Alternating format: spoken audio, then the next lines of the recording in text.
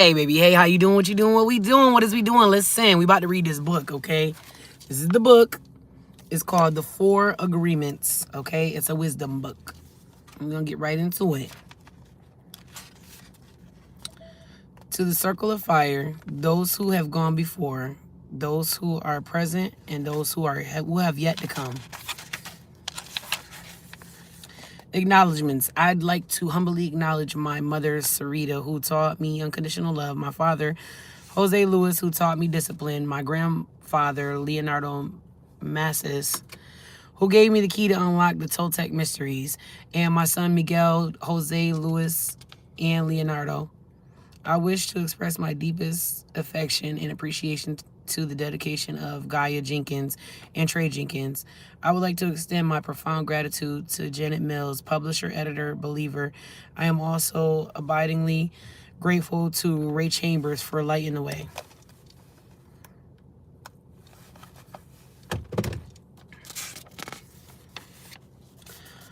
I would like to honor my dear friend Jeannie Gentry, an amazing brain whose faith touched my heart. I would like to pay tribute to many people who have given freely of their time, hearts, and resources to support my teachings. A practical list includes mad people. I ain't even gonna hold you. I'm not reading all their names.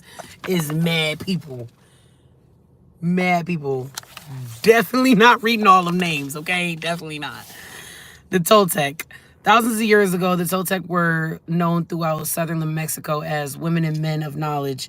Anthropologists who have spoken on the Toltec as a nation or race, but in fact, the Toltec were scientists and artists who formed a society to explore and converse the spiritual knowledge and practices of ancient ones. They come together as masters, Nagals, the students of the Toltecian, the ancient city of pyramids outside of Mexico City, known as the place where man becomes God. Over a millennial, the Mughals were forced to conceal an ancestral wisdom and maintain its existence in obscurity. European conquest, coupled with rampant misuse of personal power by a few of the parties, made it necessary to shield the knowledge from those who were not prepared to use it wisely, who might intentionally misuse it for personal gain. Fortunately, the erotic Toltec knowledge was embodied and passed on through generations by different legal... Why I be messing this word up? Lineages of Nagals, though it remained veiled in secrecy for hundreds of years. Ancient prophecies foretold the coming of age when it would be necessary to return the wisdom to people. Now, Don Miguel Ruiz, a Nagal from Eagle Knight lineage, has been guided to share with us the powerful teaching of the Toltec. Toltec knowledge arises from the same essential unity of truth as all the scared, esoteric traditions found around the world. Though it's not a religion, it honors all spiritual masters who have taught on earth. While it does embrace spirit, it is accurately described as a way of life, distinguished by the ready accessibility and happiness and love. We're reading the Four Agreements. Okay. The Smoky Mirror. 3,000 years ago, there was a human just like you and me who lived in a city surrounded by mountains. The human was studying to become a medicine man, to learn the knowledge of his ancestors, but he didn't completely agree with everything that he was learning. In his heart, he felt that it must be something more. One day, as he slept in the cave, he dreamed that he had saw his own body sleeping. He came out of the cave on the night of a new moon. The sky was clear, and he could see millions of stars. Then something happened inside of him that transformed his life. He looked at his hands. He felt his body. He heard his own voice say, "I am made of light. I am made of stars." He looked at the stars again, and he realized that it's not the stars that create light, but rather the light that creates the stars. Everything is made of light, he said, and the space in between it is empty. And he knew that everything that exists is one living being, and that light is the messenger of life because it is alive and it contains all information. Then he realized that although he was made of stars and he was Although he was made of stars, he was not those stars. I am in between the stars, he thought. So he called the stars the tonal and the light between the stars the Nagal. And he knew that what created the harmony and space between the two is life or intent. Without life, the tonal and the Nagal could not exist. Life is the force of absolute and supreme, the creator who creates everything. This is what he discovered. Everything in existence is a manifestation of one living being we call God.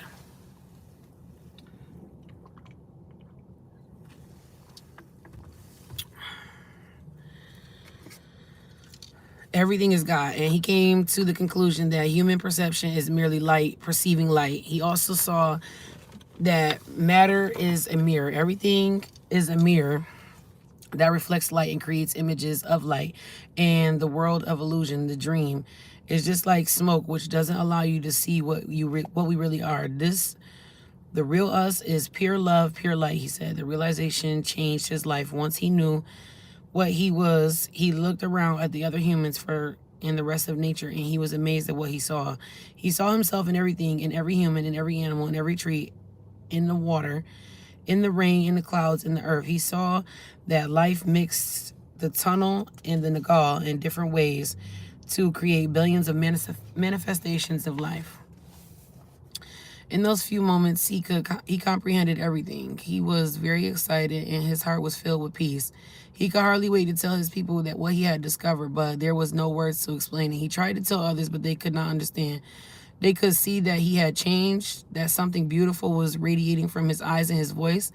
They noticed that he no longer had judgment about anything or anyone. He was no longer like anyone else. He could understand everyone very well, but no one could understand him. They believed that he was an incarnation of God. He smiled when he heard this, and he said, "It is true, I am God, but you are also God.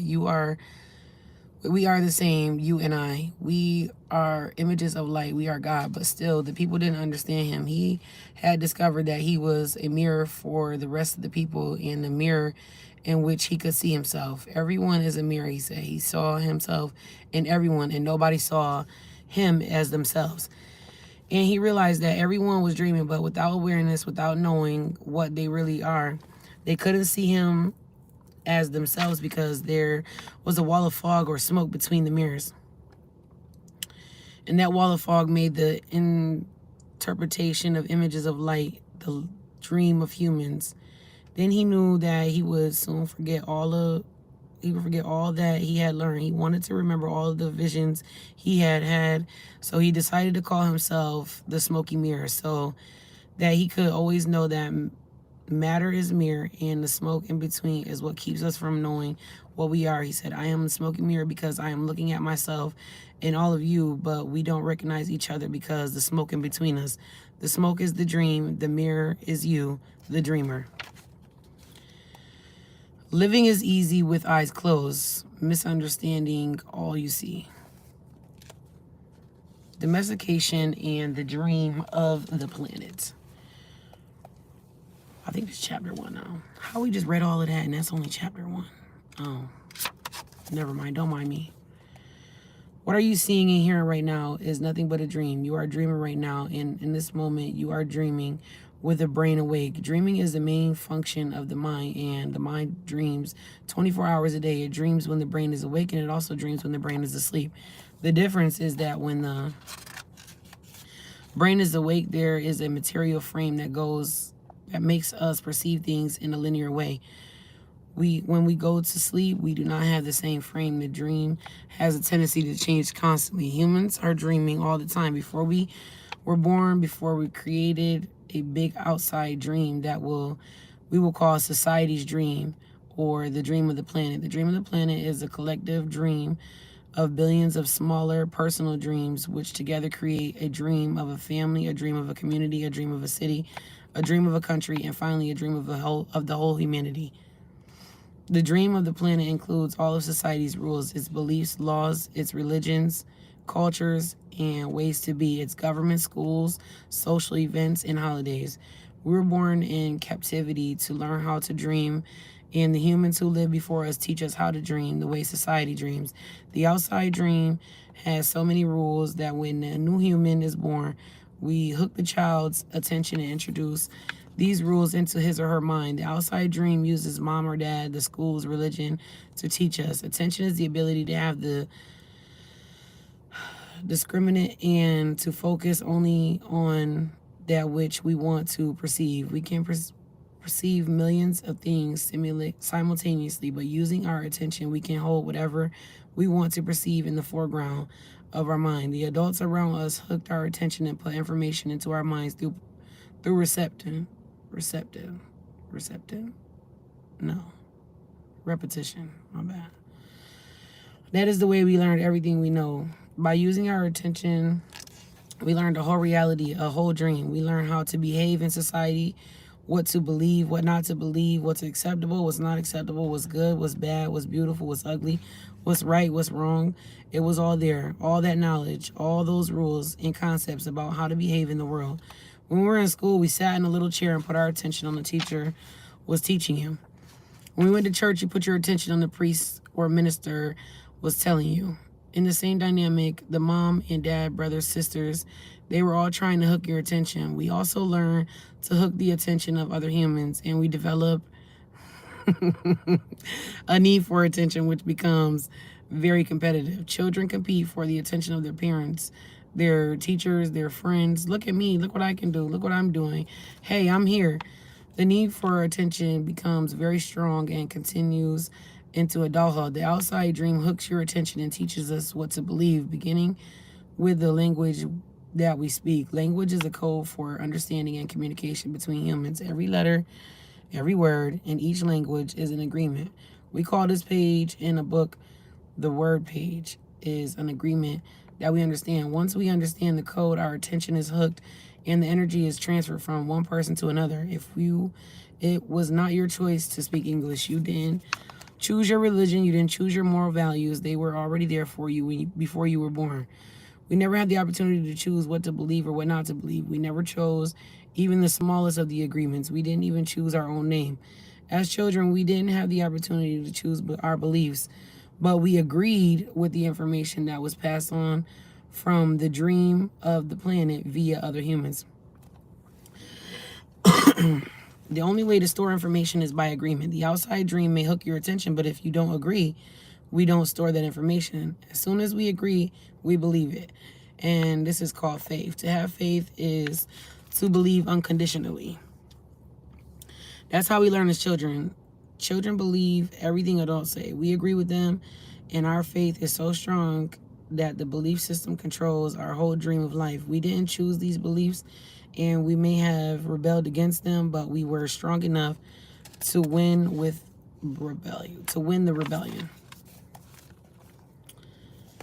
The result is surrender to beliefs with our agreement. I call this process the domestication of humans, and through the domestication, we learn how to live and how to dream. In human domestication, the information from the outside dream is conveyed to the inside dream, creating a whole belief system. First, the child is taught the names of things: mom, dad, milk, bottle. Day by day at home, at school, at church, from television, we are told how to live, what kind of behavior is acceptable. The outside dream teaches us how to be a human. We have a whole concept of what a woman is and what a man is. And we also learn to judge. We judge ourselves, judge other people, and judge the neighbors.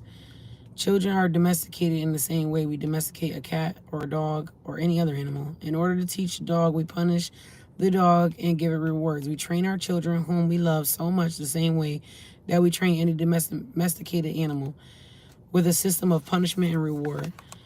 We are told you're a good boy or you're a good girl when we do what mom or dad wants us to do, and when we don't, you're a bad girl or a bad boy. When we went against the rules and we were punished, when we went along with the rules, we got rewarded. We were punished many times a day, and we were also rewarded many times a day. Soon we became afraid of being punished and also afraid of not receiving a reward. The reward is the attention that we got from our parents and from other people like siblings, teachers, and friends. We soon develop a need to hook the other person's attention in order to get the reward. The reward feels good and keep doing what others want us to do in order to get that reward. With the fear of being punished and that fear of not getting a reward, start pretending to be what we are not. Just to please others, just to be good enough for someone else. We try to please mom and dad, we try to please teachers at school, and we try to please the church, so we start acting. We pretend. Ain't that funny? That's funny. Acting. We begin acting. That shit just stands out so much to me because I hate when people be like, stop acting like that, or act like this. Like, shut the fuck up. I'm not acting. I'm actually just being myself. We pretend to be what we are not because of what we are afraid of being. Let me start over. We pretend to be what we are not because we are afraid of being rejected. The fear of being rejected becomes the fear of not being good enough. Eventually, we become someone that we are not. We become a copy of mama's beliefs, daddy's beliefs, society's beliefs, and religion's beliefs.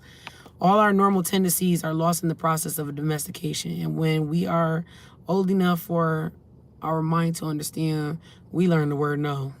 The adults say, don't do this, don't do that. We rebel and say no. We rebel because we are defending our freedom. We want to be ourselves, but we are very little, and the adults are big and strong. After a certain time, we are afraid because we know that every time we do something wrong, we're going to be punished. The domestication is so strong that at a certain point in our lives, we no longer need anyone to domesticate us. We don't need mom or dad, the school, church, to domesticate us. We are so well trained that we are at our own domesticator. We're an auto-domesticated animal. We can now domesticate ourselves according to the same belief system we were given and using the same system of punishment and reward. We punish ourselves when we don't follow the rules according to our belief system. Reward ourselves when we are good boy or good girl. The belief system is like a book of law that rules our mind. Without question, whatever is in the book of law is our truth. We base all of our judgments according to the book of law, even if the judgments go against our own inner nature. Even moral laws like the 10 Commandments are programmed into our mind in the process of domestication. One by one, all the agreements go into a book of law, and the agreements rule our dream. There is something in our minds that judges everybody and everything, including the weather, the dog, the cat, everything. The inner judge uses what is in our book of law to judge everything we do and don't do, everything we think and don't think, and everything we feel and don't feel. Everything lives under the tyranny of the judge. Every time we do something that goes against the book of law, the judge says we are guilty. We need to be punished. We should be ashamed. This happens many times a day, day after day, for all the years of our lives. There is another part of us that receives the judgments, and this part is called the victim. The victim carries the blame, the guilt, and the shame. It is the part of us that says, poor me, I'm not good enough, I'm not intelligent enough, I'm not attractive enough, I'm not worthy of love, poor me. The big judge agrees and says, yes, you are not good enough. And this is all based on the belief system that we never choose to believe.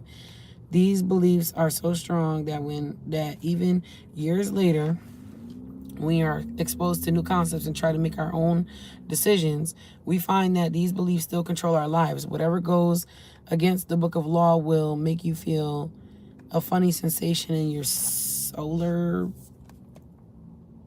plexus, and it's called fear. Breaking the rules in the book of law, opens your emotional wounds and your reaction to create emotional poison, because everything that's in the book of law has to be true. Anything that challenges what you believe is going to make you feel unsafe. Even if the book of law is wrong, it still makes you feel safe. This is why we need a great deal of courage to challenge our own beliefs, because even if we know we didn't choose all those beliefs, it is also true that we agreed to all of them. The agreement is so strong that even if we understand the concept of it not being true, we feel the blame, the guilt, and the shame that occur if we go against the rules. Just as the government has a book of laws that rule the society dream, our belief system is the book of laws that rules our personal dream. All these laws exist in our mind. We believe them, and judge inside us bases everything on these rules. The judge decrees, and the victim suffers the guilt and punishment. But who says there is justice in this dream? True justice is being... Hold on. Because we got the judge in us, and we got the victim. So, like, the judge is the side that's telling you, like, yo, you can't do this, or you're not, yeah. And then when you be down on yourself, is you playing the victim with yourself. That's crazy. True justice is paying only once for each mistake. True injustice is paying more than once for each mistake. How many times do we pay for one mistake? The answer is thousands of times. I wanted to say mine. I'm not. Thousands of times. The human is... Oh, yeah, y'all can just kick them out of here. All that spamming. We good on that. How many times do we pay for one mistake? The answer is thousands of times. The human is the only animal on the earth that pays thousands of times for the same mistake. The rest of the animals pay once for every mistake they make, but not us. We have a powerful memory. We make a mistake, we judge ourselves, we find ourselves guilty, we punish ourselves. Excuse me. If justice exists, then that was enough. We don't need to do it again. But every time we remember, we judge ourselves again. We're guilty again. We punish ourselves again and again and again. And if we have a wife or husband, or she also reminds us of the mistake, so we can judge ourselves again, punish ourselves again, find ourselves guilty again. Is this fair? How many times do we make our spouse, our children, or our parents pay for the same mistake? Every time we remember this mistake, we blame them again and send them all the emotional poison we feel at the injustice. And then we make them pay for the mistake. Is that justice? The judge in the mind is wrong because the belief system, the book of law, is wrong. The whole dream is based on a false law. 95% of our beliefs we have stored in our minds are nothing but lies. We suffer because we believe all these lies. Life is a lie. Life is literally a lie. I hate it here.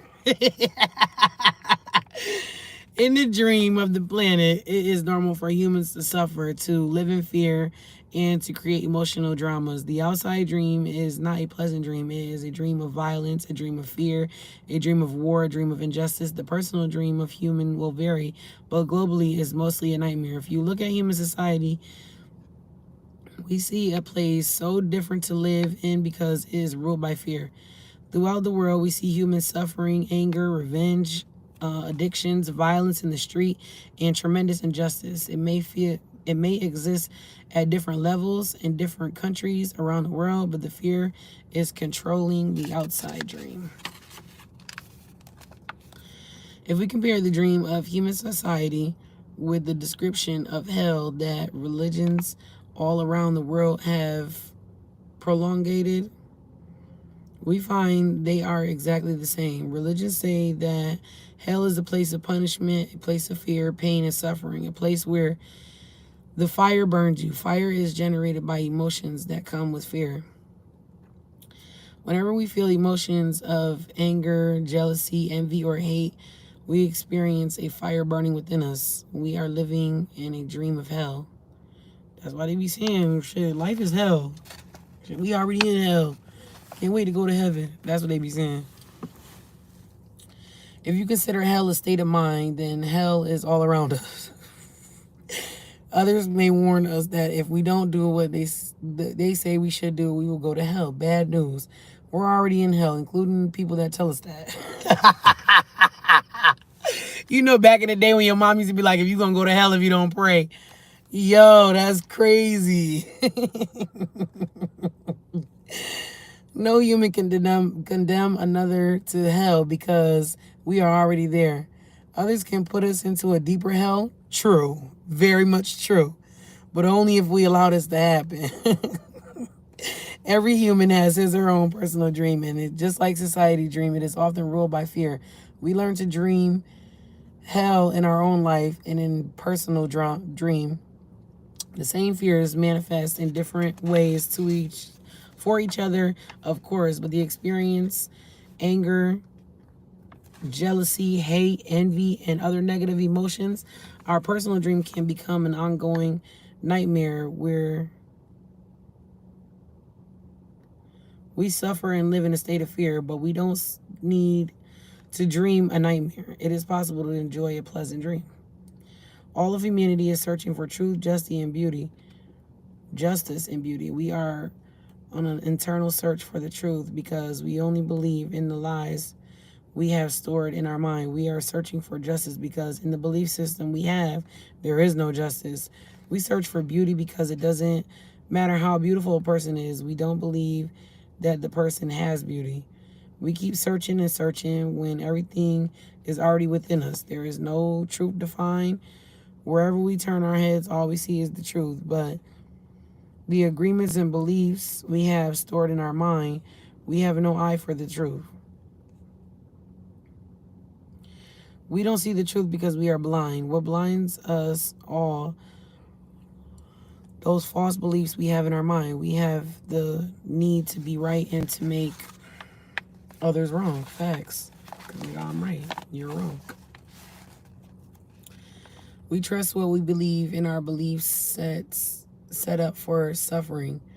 It is as if we live in the middle of a fog and that doesn't let us see any further than our own nose.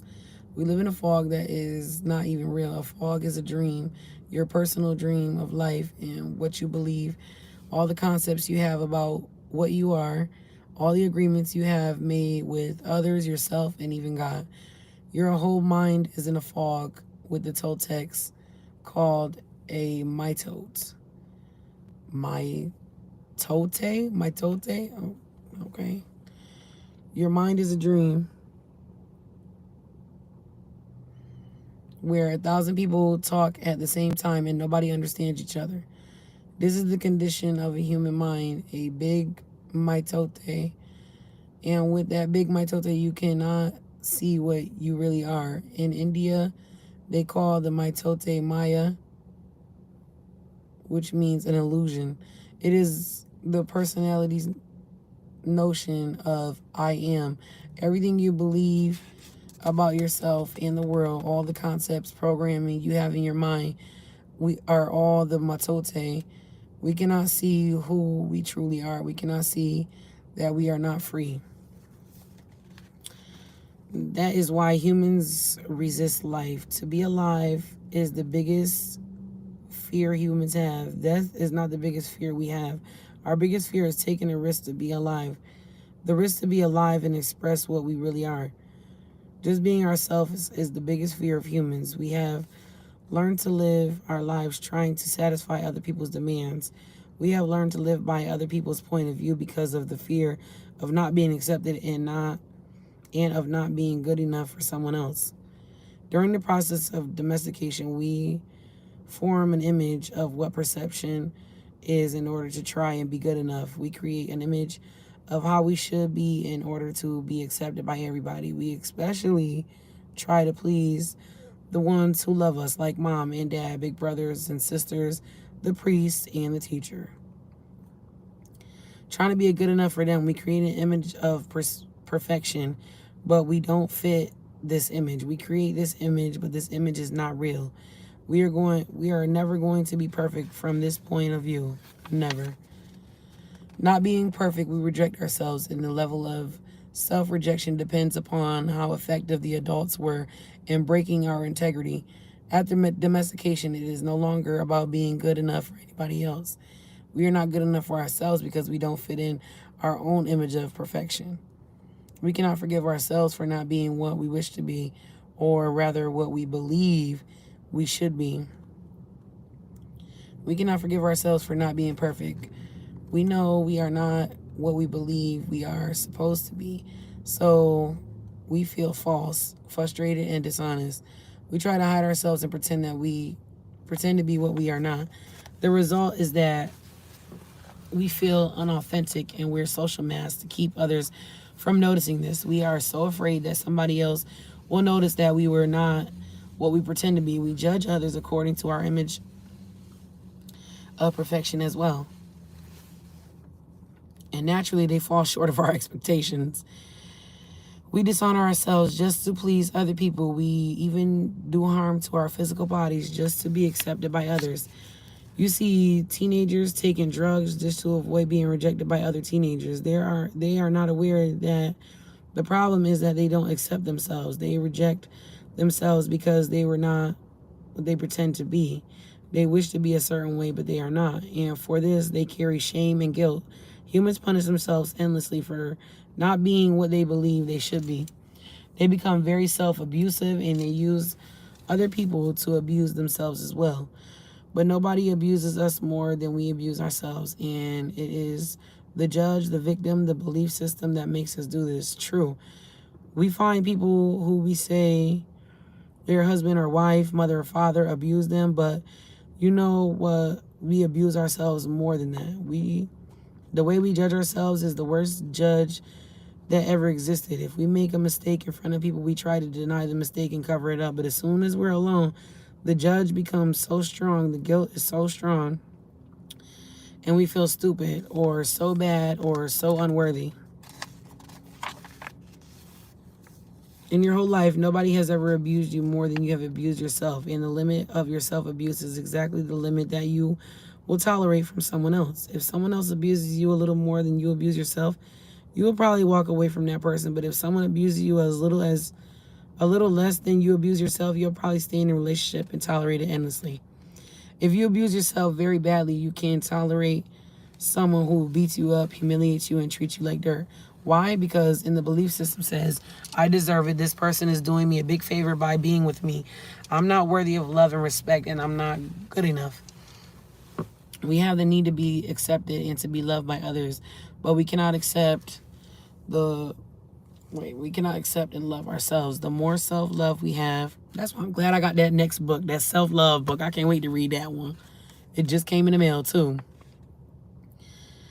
The more self-love we have, the less we will experience self-abuse. Self-abuse comes from self-rejection, and self-rejection comes from having an image of what it means to be perfect and never measuring up to that idea.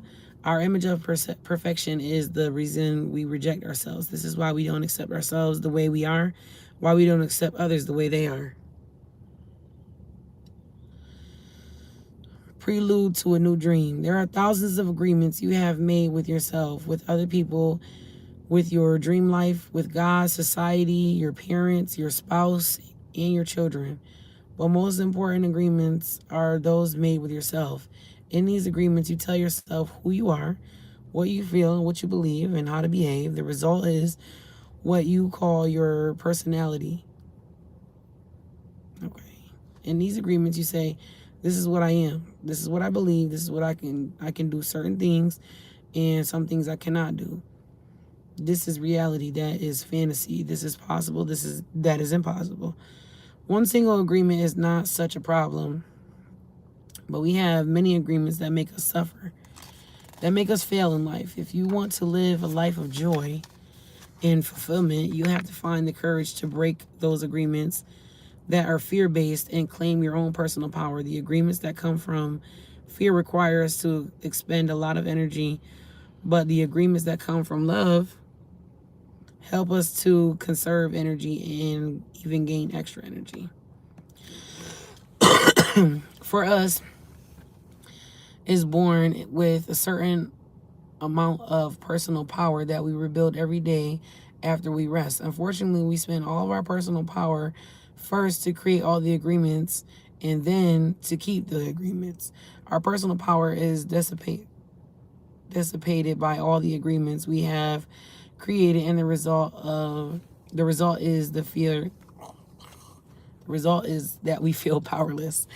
If we have just enough power to survive each day, because most of it is used to keep the agreements that trap us in the dream of the planet. How can we change the entire dream of our life when we have no power to change even the smallest agreement?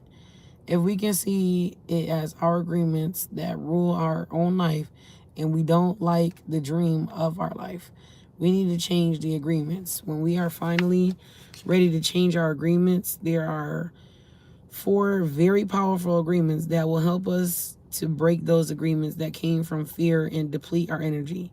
Each time you break an agreement, all the power you use to create it returns to you. If you adopt these 4 agreements, they will create enough personal power for you to change the entire system of your old agreements. You need a very strong will in order to adopt the 4 agreements, but if you can begin to live your life with these agreements, the transformation in your life will be amazing. You will see the drama of hell disappear right before your eyes. Instead of living in a dream of hell, you will be creating a new dream, your personal dream of heaven. Chapter 2, the first agreement. Be impeccable with your word.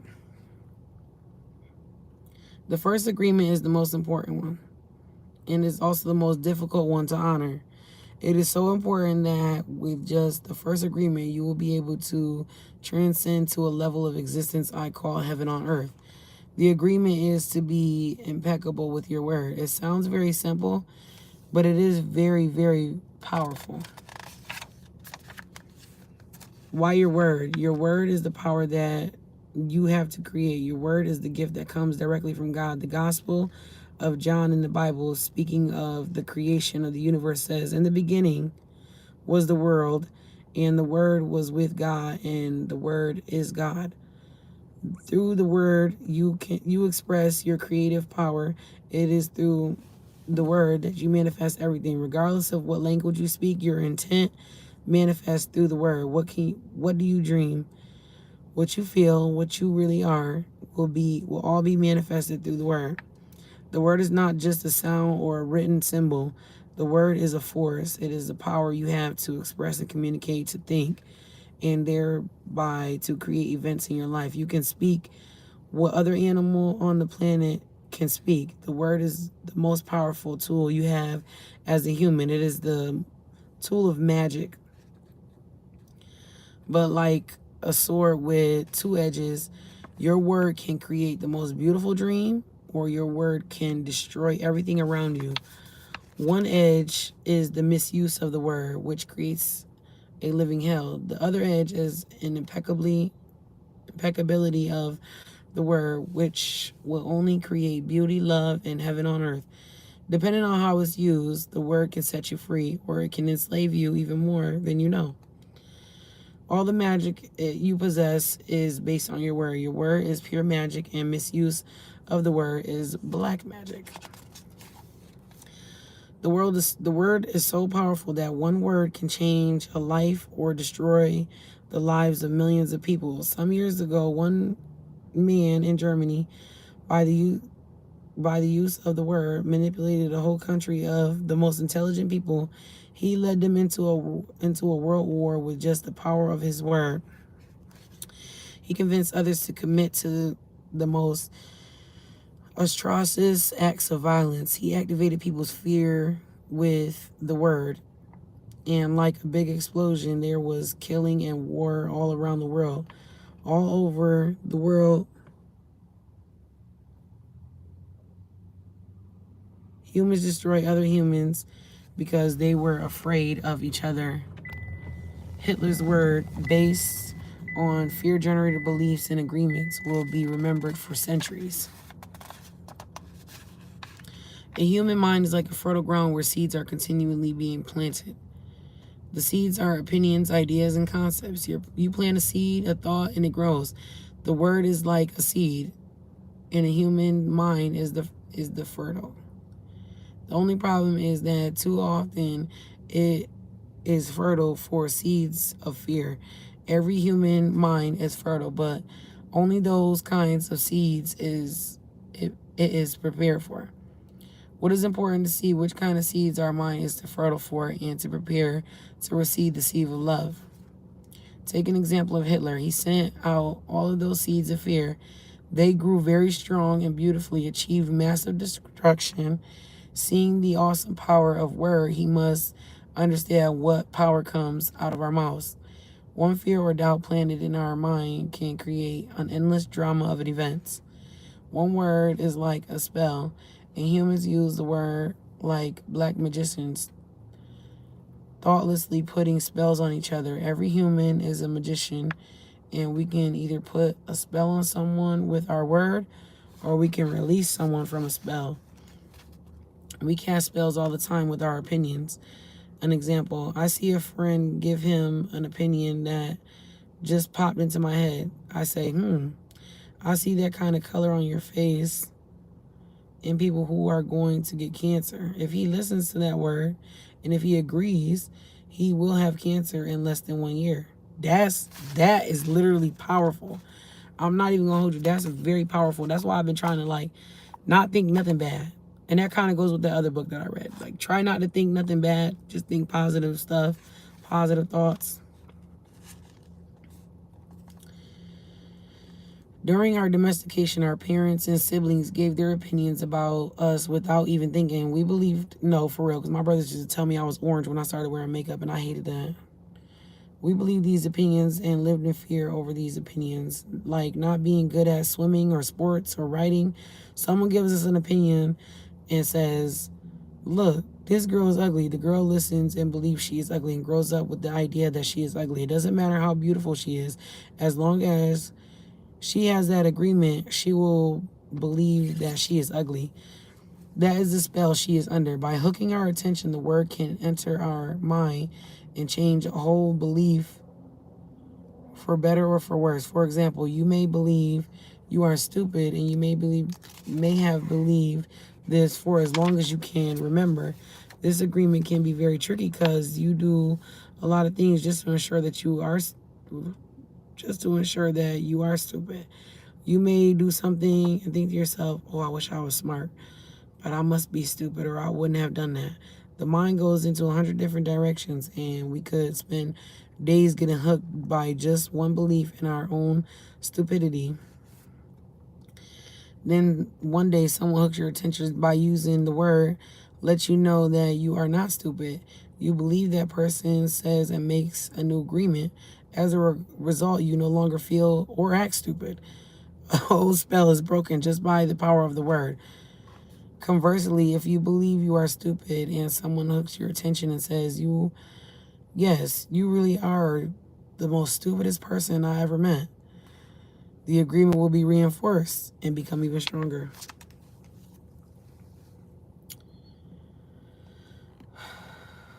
Now let us see what the word impeccability means. Impeccability, without sin. Impeccable comes from the Latin word pactus, which means sin. The I'm in impeccable means without. So impeccable means without sin. Religious talk about sin and sinners, but let's understand what it really means to sin. A sin is anything that you do which goes against yourself. Everything you feel or believe or say that goes against yourself is a sin. So I was out here cussing and lying and crying for no reason, thinking I'm sinning, and I'm not. Well, actually I was, because I was lying. That goes against me. Okay, never mind. They right.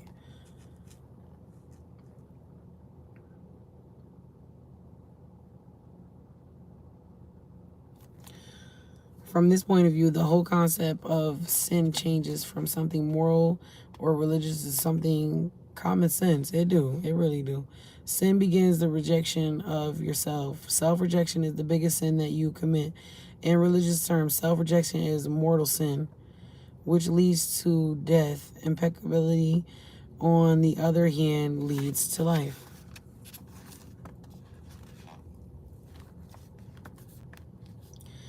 Be impeccable with your words is not using the word against yourself. If I see you in the street and I call you stupid, it appears that I'm using the word against you.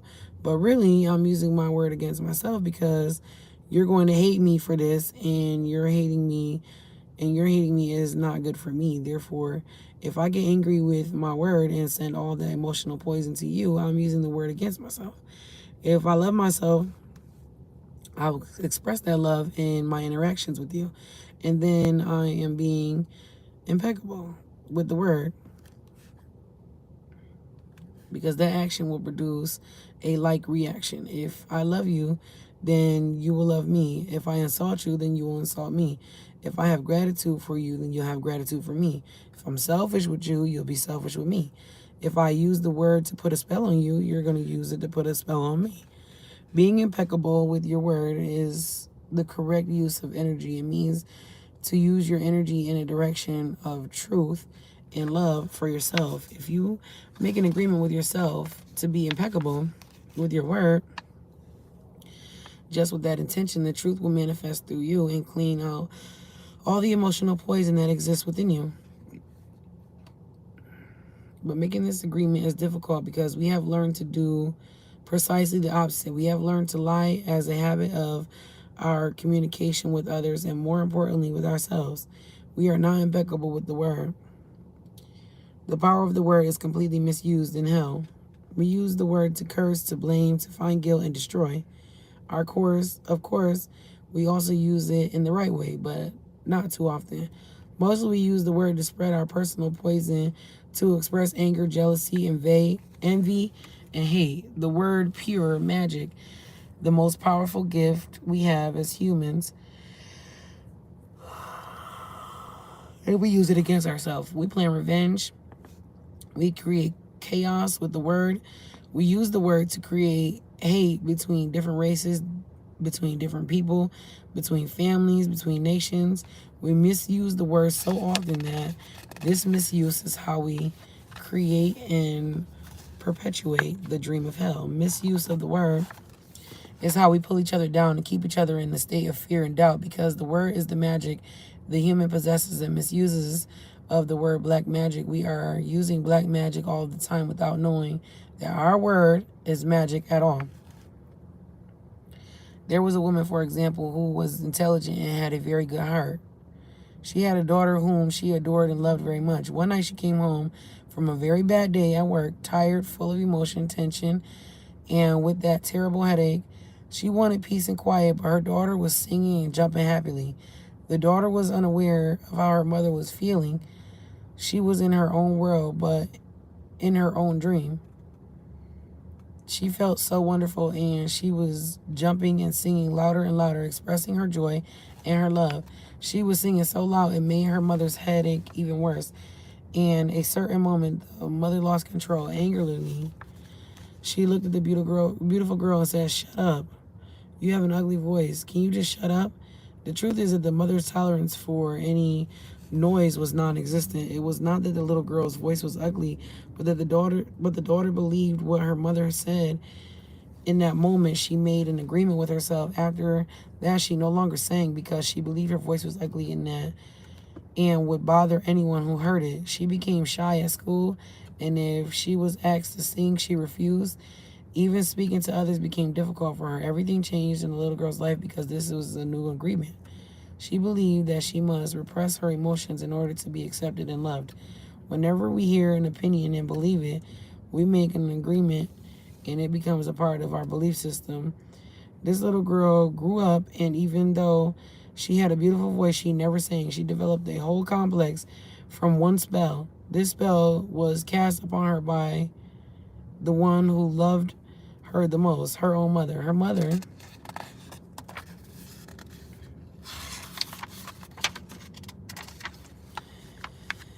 mother didn't notice what she did with her words. She didn't notice that she used black magic to put a spell on her daughter. She didn't know the power of her word, and therefore she isn't to blame. She did what her own mother, father, or others had done to her in many ways. They misused the word. How many times do we do this with our own children? I ain't gonna hold you. I tell my kids to shut the fuck up all the time. I'll be like, shut the fuck up. But that's just because they be talking too goddamn much. But damn. But we do shit like that with our own kids all the time, because I be telling my daughter, like, you need to go with your dad. And when I say that, she be like, you don't want me here anymore. And it's not that I don't want you in here anymore. I just need a break, goddamn it. I'm only one person. I can't take it. Got a lot on my mind. I got a lot going on every day, all goddamn day. So I gotta be more careful with the shit that I be saying to my kids, for sure. We give these types of opinions, and our children carry that black magic for years and years. People who love us do black magic on us, but they don't know what they do. That is why they must forgive them. Why we must forgive them. They don't know what they do. Another example, you waking up in the morning feeling very happy. You feel so wonderful. You stay 1 or 2 hours in front of the mirror, making yourself beautiful. Well, one of your best friends says, "What happened to you? You look so ugly. Look at that dress you're wearing. You look ridiculous." It's mating ass shit. That ain't your friend. That's it. That's enough to put you all the way down in hell. Maybe this girlfriend just told you this to hurt you, and she did. She gave you an opinion with all the power of her word behind it. If you accept the opinion, it becomes the agreement now, and you put all of your power into that opinion. That opinion becomes black magic. These types of spells are difficult to break. The only thing that can break the spell is to make a new agreement based on truth. The truth is most important part of being impeccable with your word. On one side of the sword are the lies, which we create black magic, and on the other side of the sword is the truth, which has power to break the spell of black magic. Only the truth will set us free.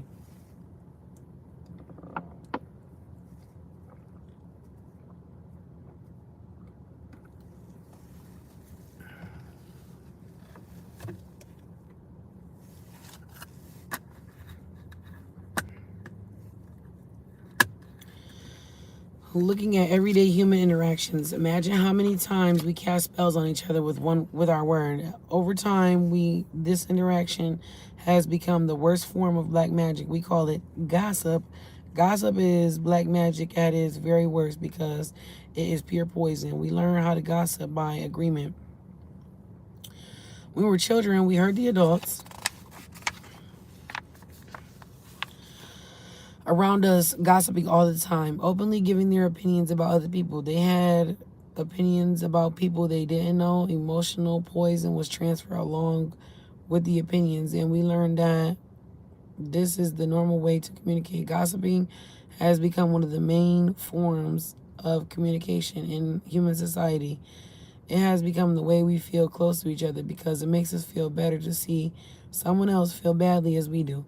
There is an old expression that says, misery likes company, okay? Misery love company, and we ain't got no type of room over here for that, bitch. I ain't even gonna hold you. And people who are suffering in hell don't want to be all alone. Fear and suffering are an important part of the dream of the planet. They are how the dream of the planet keeps us down. Using an analogy of the human mind as a computer, gossip can be compared to a computer virus. A computer virus is a piece of computer language written in the same language all the other codes are written in, but in a harmful intent. This code is inserted into a program of your computer when you least expect it, and most of the time without your awareness. After this code has been introduced to your computer, it doesn't work quite right, or it doesn't function at all because the codes get so mixed up with so many conflicting messages that it stops producing good results. Human gossip works the exact same way. For example, you are beginning a new class with a new teacher and you have looked forward to it for a long time. On the first day of the class, you run into someone who took the class before who tells you, "Oh, that instructor was such a pompous jerk. He didn't know what he was talking about. And he was a pervert too, so watch out." You're immediately imprinted with the word and the emotional code that this person had when saying this. But what you are not aware of is his or her motivation in telling you. This person could be angry for failing the class or simply taking an assumption based on the fears and prejudices. But because you have learned to ingest information like a child, some part of you believes the gossip and you go on to the class. As the teacher speaks, you feel that poison come up inside you that you didn't realize. You see the teacher through the eyes of the person who gave you that gossip. Then you start talking about other people in the class about this, and they start to see the teacher in the same way, a jerk and a pervert. You really hate the class, and as soon as you decide to drop out, you blame the teacher, but it was gossip that is to blame. All of this mess could be caused by one little computer virus. One little piece of information can break down communication between people, causing every person it touches to become infected and contagious to others. Imagine that every single time others gossip to you, they insert a computer virus into your mind, causing you to think a little less clearly every time. Then imagine that in the effort to clean up your own confusion and get some relief from the poison, you gossip and spread these viruses to someone else. Now imagine this pattern is going on, never-ending chain between all humans on Earth. The result is the world full of humans who can only read information through circuits that are clogged with poisonous, contagious virus. Once again, the poisonous virus is what the Toltecs called the myote. The chaos of 1,000 different voices are all trying to talk at once in the mind. Even worse are the black magicians or computer hackers who intentionally spread the virus. Think back to the time when you or someone you know was angry with someone else and desired revenge. In order to seek revenge, you said something to or about that person with the intention of spreading poison and making that person feel bad about him or herself. As children, we do this quite thoughtlessly, but we grow older and we become more calculated in our efforts to bring our other people down. Then we lie to ourselves and say that the person received a just punishment for their wrongdoing. When we see the world through a computer virus, it is easy to justify the cruelest behavior. What?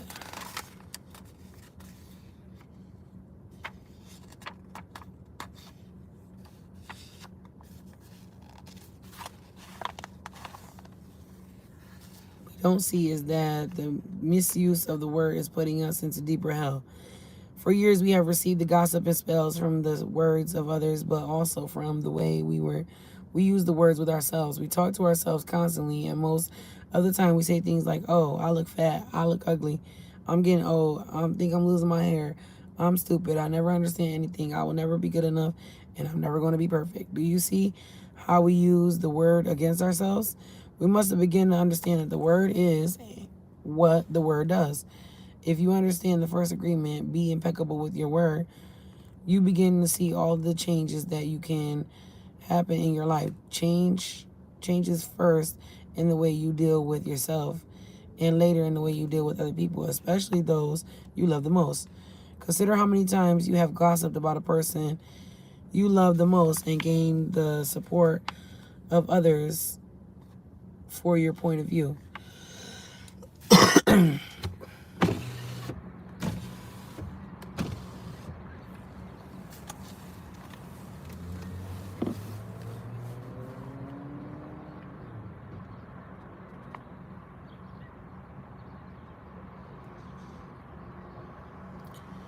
How many times have you hooked other people's attention and spread poison about your loved one in order to make your opinion right? Your opinion is nothing but your point of view. It is not necessarily true. Your opinion comes from your beliefs, your own ego, and your own dream.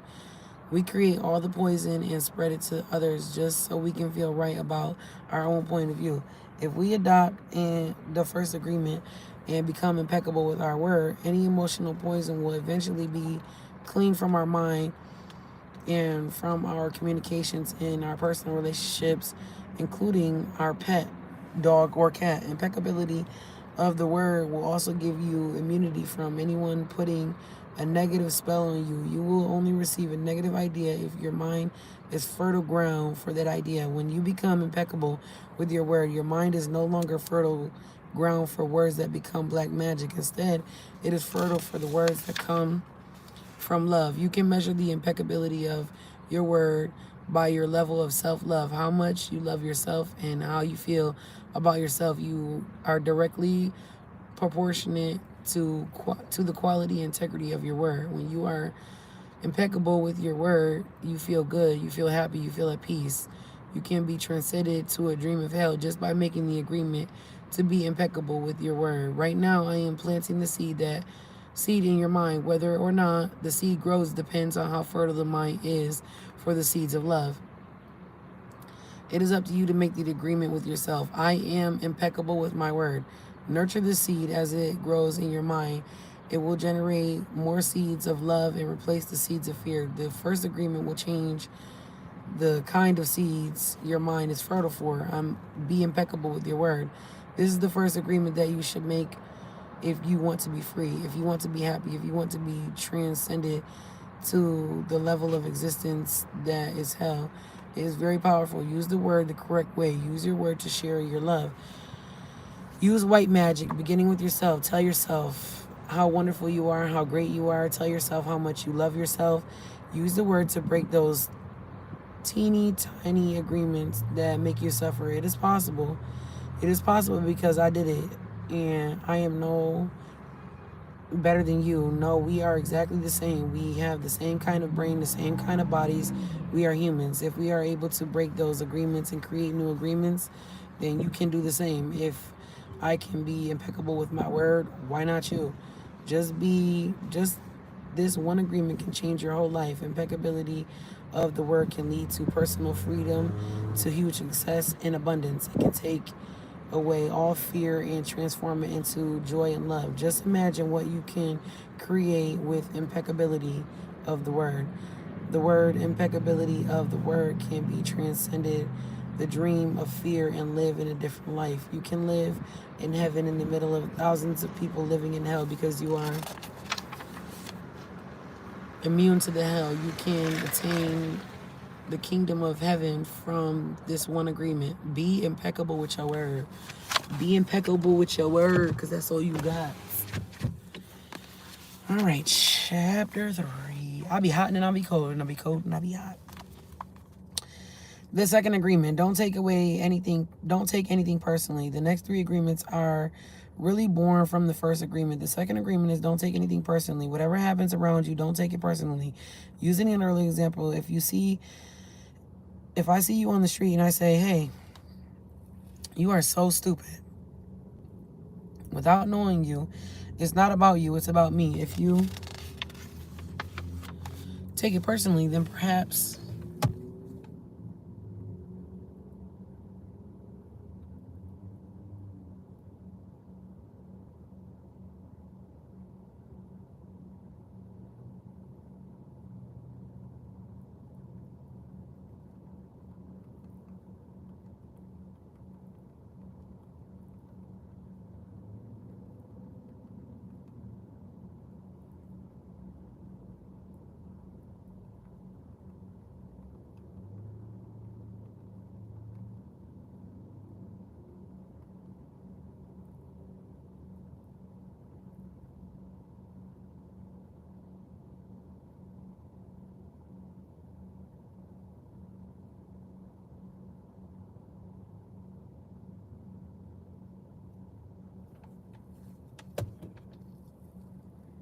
that's my girl.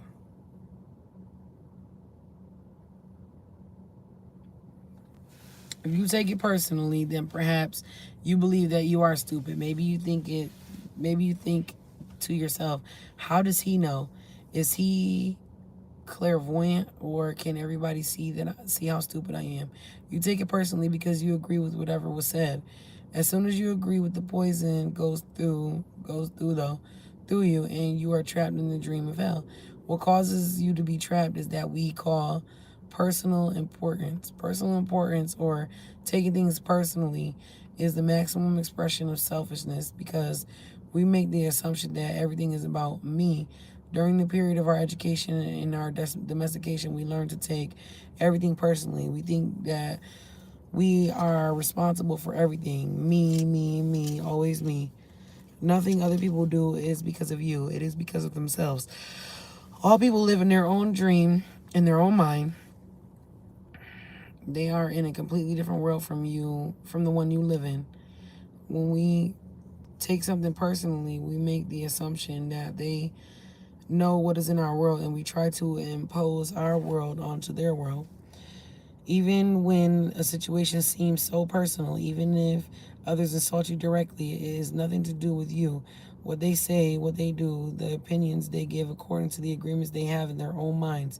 Their point of view comes from all the programming they received during their Domestication. If someone gives you an opinion and says, hey, you look so fat, don't take it personally, because the truth is that that person is dealing with his or her own feelings, beliefs, and opinions. That person tried to send poison to you, and if you take it personally, then you take that poison and it becomes yours.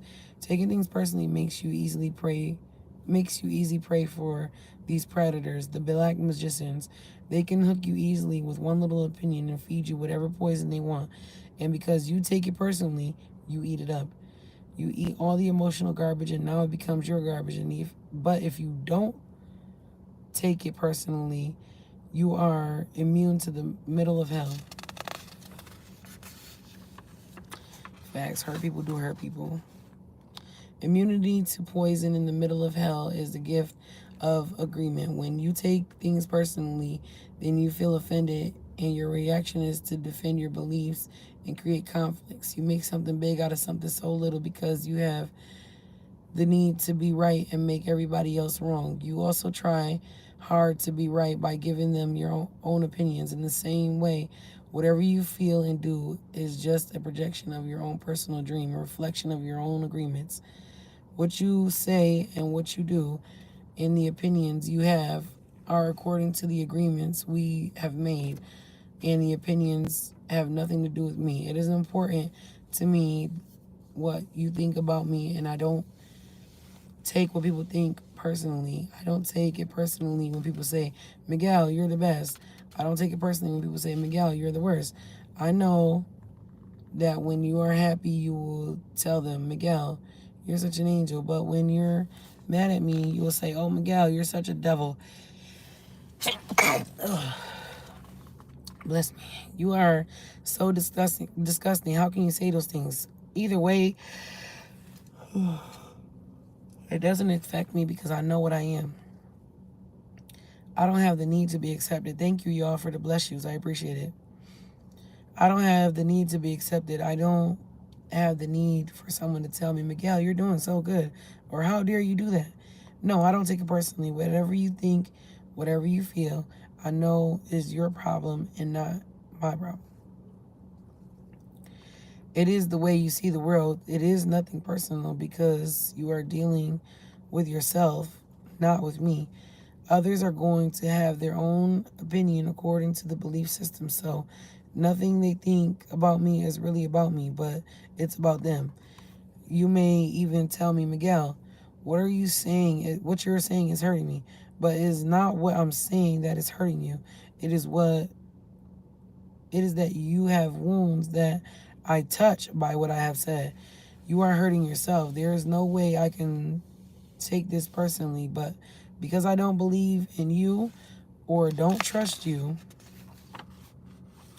but because I know that you see the world in different eyes with your eyes, you create an entire picture or a movie in your mind. In that picture, you are the director, you are the producer, you are the main actor or actress. Everyone else is secondary actor or actress. It is your movie. The way you see the movie, that is according to the agreements that you've made with life. Your point of view is something personal to you. It is no one's truth but yours. Then, if you get mad at me, I know you're dealing with yourself. I am an excuse for you to get mad. And you get mad because you are afraid, because you are dealing with fear. If you are not afraid, there is no way you will get mad at me. If you are not afraid, there is no way you will hate me. If you are not afraid, there is no way you will be jealous or sad. If you live without fear, if you love, there is no place for any of these emotions. If you don't feel any of those emotions, it is logical that you feel good. When you feel good, everything around you is good. When everything around you is great, everything makes you happy. You are loving everything that is around you because you are loving yourself, because you like the way you are. I like the way you are. Because you are content with you, because you are happy with life. You are happy with the movie that you are protruding, happy with the agreements with your life. You are at peace. You are happy. You live in a state of bliss where everything is so wonderful and everything is so beautiful. In that state of bliss, you are making love all the time with everything that you perceive.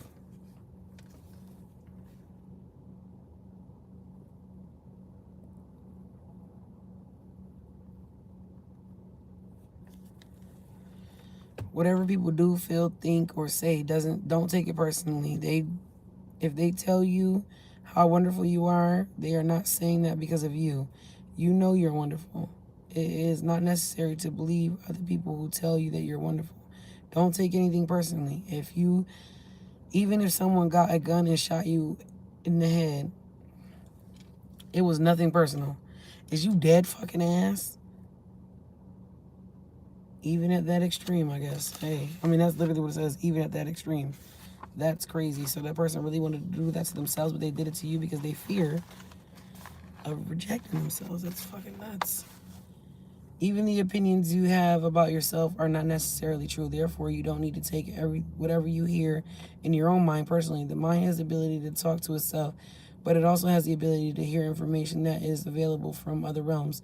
Sometimes you hear a voice in your mind and you may wonder where it came from. The voice may have come from another reality in which there are living things very similar to human mind. The Toltecs call these beings allies. In Europe, Africa, and India, they call them gods. Our mind also exists in the level of the gods. Our mind also lives in that reality and can perceive that reality. The mind sees that with the eyes and perceives by waking reality.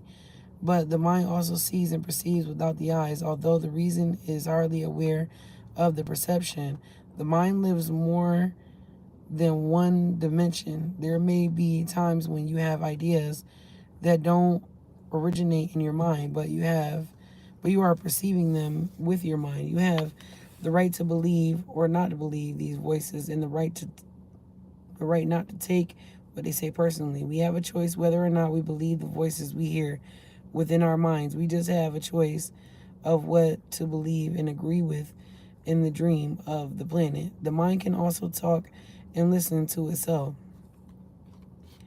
The mind is divided as your body is divided. Just as you can say, I have one hand and I have one hand and I can shake the other hand and feel the other hand. The mind can talk to itself. Part of the mind is speaking, the other part is listening. It is a big problem when 1,000 parts of your mind are telling you and speaking at the same time. This is called a mitote. Remember, the mitote can be compared to a huge marketplace where thousands of people are talking and bartering at the same time. Each one has different thoughts and feelings. Each one has a different point of view. The programming of the mind, all of those agreements we have made are not necessarily compatible with each other. Every agreement is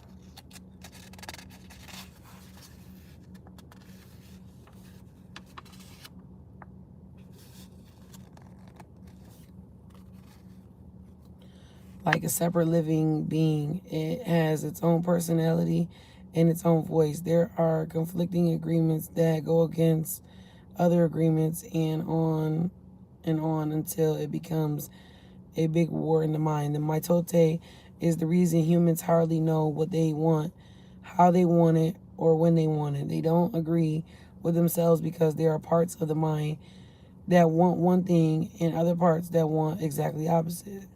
Some part of the mind has objections to certain thoughts and actions, and the other part supports the actions and opposing thoughts. All of these little things, all of these little living beings created inner conflict because they are alive and they each have a voice. Only by making an inventory of our agreements will we uncover all of the conflicts in the mind and eventually make order out of the chaos of the mitote.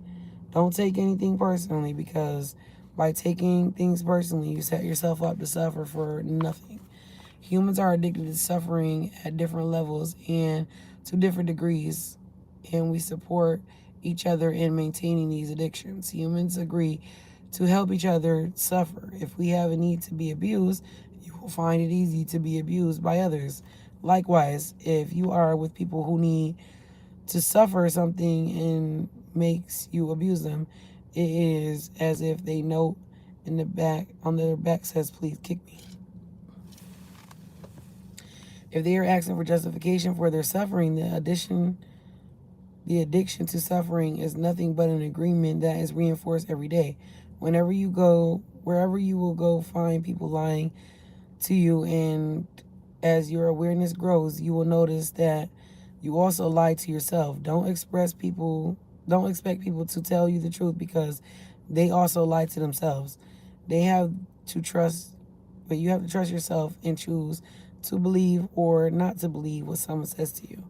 When we really see other people as they are without taking it personally, we can never be hurt by what they do or say. Even if others lie to you, it is okay. They are lying because they are afraid. Now listen, what the fuck they just said? They said, when we really see other people as they are without taking it personally, we can never be hurt by what they say or do. Now listen, why the fuck did he get so mad then? If he read this book and he wanted me to read this shit, why the fuck he got so mad? Because you wasn't supposed to take it personally. So you already not standing on the 4 agreements, right or wrong. You out here worried about me. You only, yeah. Stay in your own lane, buddy. They are afraid that you will discover that they are not perfect. Exactly. That's what the fuck I'm talking about. It is painful to take that social mask off. If others say one thing but do another, they are lying to yourself if you don't listen to their actions. But if you are truthful with yourself,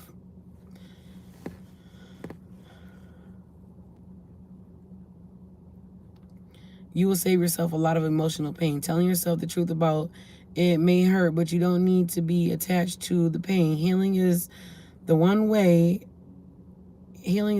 and it's just a matter of time before things will be better for you.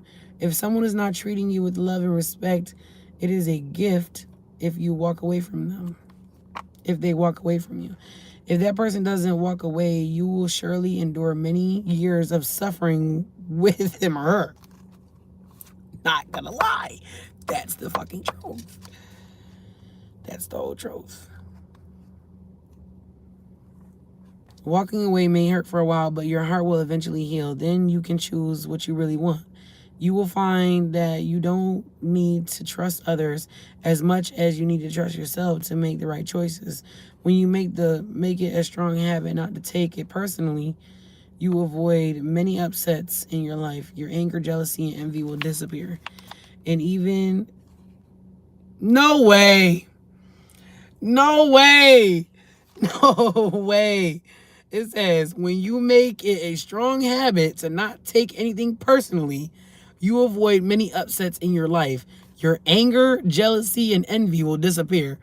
I think is a few people, one specifically, that needs to really sit the fuck down and read this book. I don't know if it's personally supposed to be me.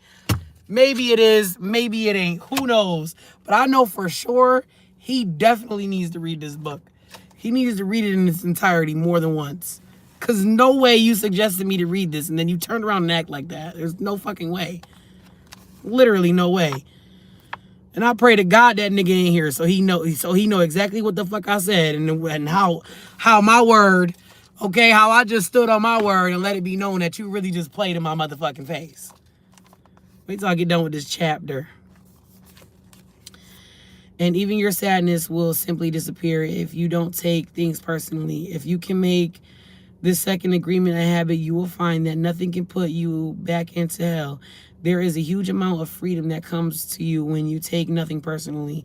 You become immune to black musicians. And this is why I should have never been dwelling on the fact that this person stopped talking to me either.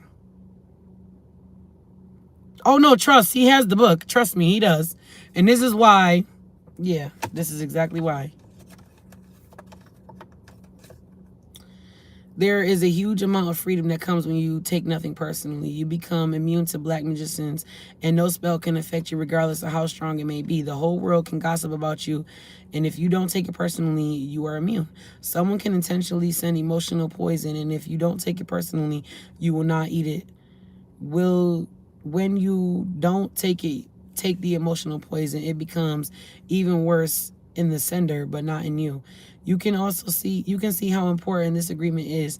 Taking nothing personally helps you break many habits and routines that trap you in the dream of hell and cause needless suffering. Just by practicing this second agreement, you begin to break dozens of teeny tiny agreements that cause you to suffer. And if you participate in the first two agreements, you will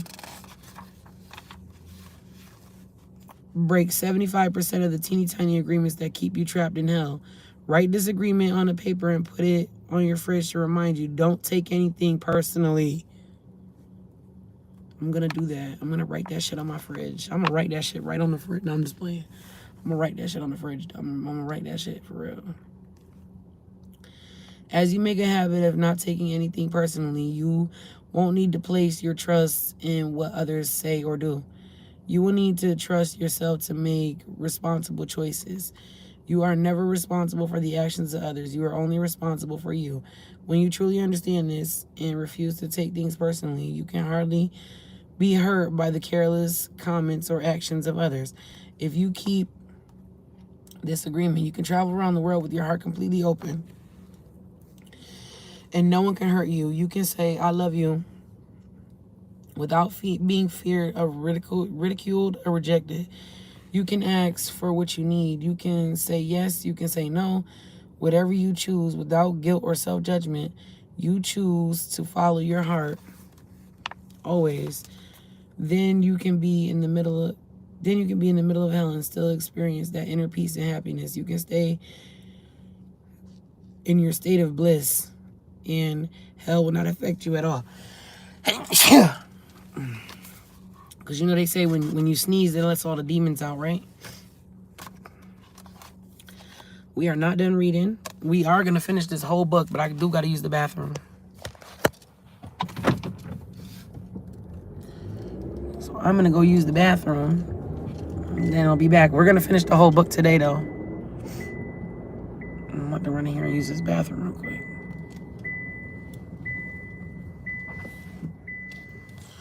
I will BRB. Look at the sky, baby. I'll be right back.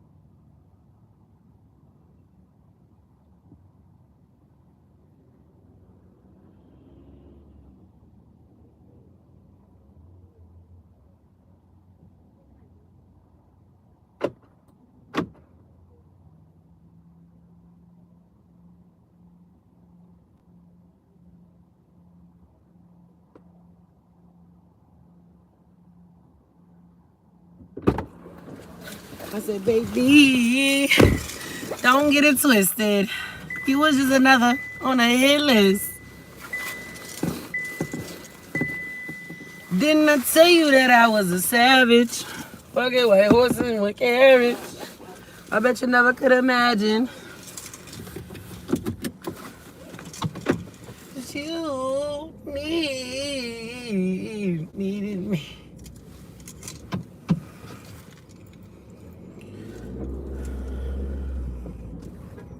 Let it roll it up. Real, are you serious? How you feel, how you feel? We had some fun on the run. Damn. But baby.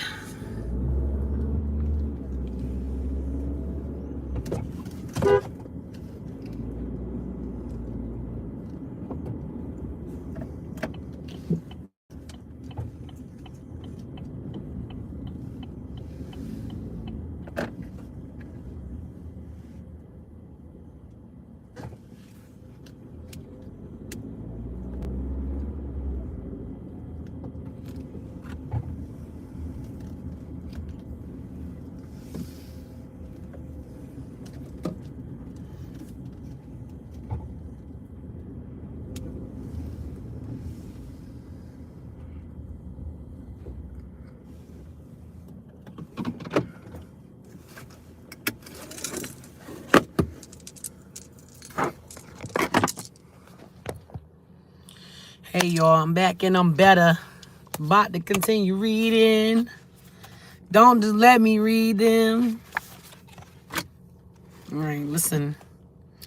The third agreement, don't make assumptions. I'll be definitely assuming. Not gonna hold you. Most of the time, though, that's where they be having, yeah, because that woman's intuition is different. That shit is different.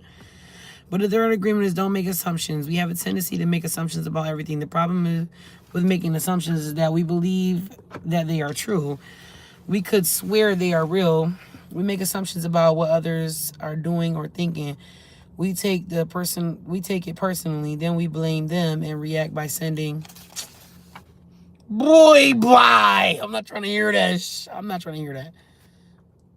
Then we blame them by reacting by sending emotional poison with our word. That is why whenever we make assumptions, we're asking for problems. We make an assumption, we misunderstand, we take it personally, we end up creating a whole big drama for nothing. All the sadness and drama we have lived in our life was rooted in making assumptions and taking things personally. That take a moment and consider the truth of the statement. The whole war of control between humans is about making assumptions and taking things personally. Our whole dream of hell is based on that. Actually, they're right. Because you know what? They right. That motherfucker assumed what I was going to be doing. Took that shit personally, even though we don't even really know each other for real. And then tried to send poison to me because you did all that extra shit. So I get it. I'm telling you, they need to read this book themselves. I'm telling you. Recreated emotional poison just by making assumptions and taking it personally, because usually we start gossiping about our assumptions. Remember, gossiping is the way we communicate to each other in a dream of hell and the transfer of poison to one another. Because we are afraid to ask for clarification, we make assumptions and we believe we are right about the assumptions. Then we defend our assumptions and try to make something else wrong. It is always better to ask questions than to make assumptions, because assumptions set us up for suffering.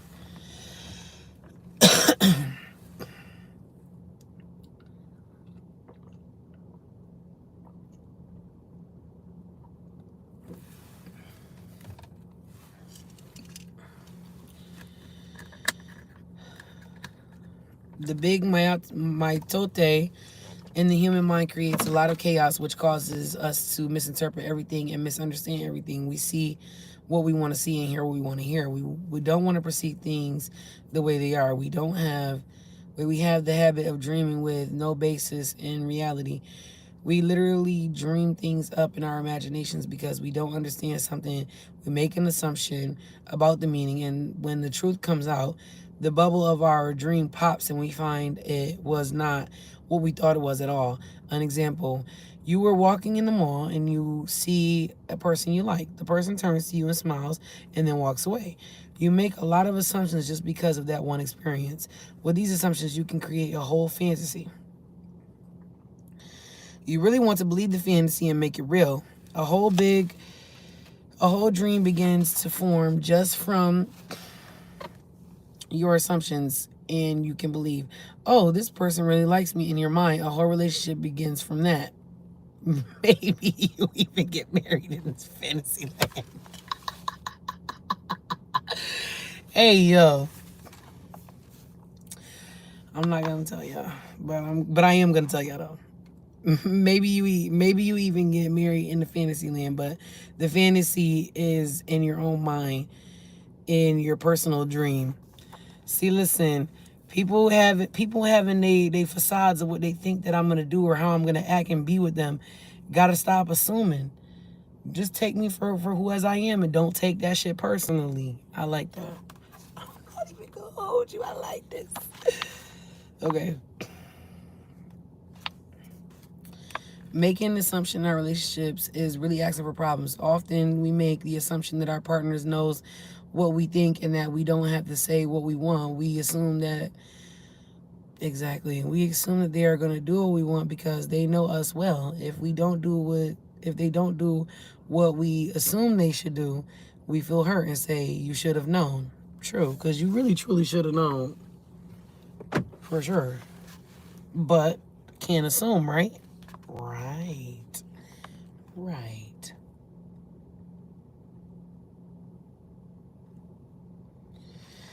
Another example, you decide to get married and you make the assumption that your partner sees marriage the same way that you do. Then you live together and you find out that that is not true. This creates a lot of conflict, but you still don't try to clarify your feelings about marriage. The husband becomes home from work and the wife is mad and the husband doesn't know why. Maybe it's because the wife made an assumption without telling him what she wants, and she makes an assumption that he knows her so well that he knows what she wants, and as if he can read her mind. She gets so upset because he fails to meet her expectations. Making assumptions in relationships leads to a lot of fights, a lot of difficulties, and a lot of misunderstandings with people who supposedly love.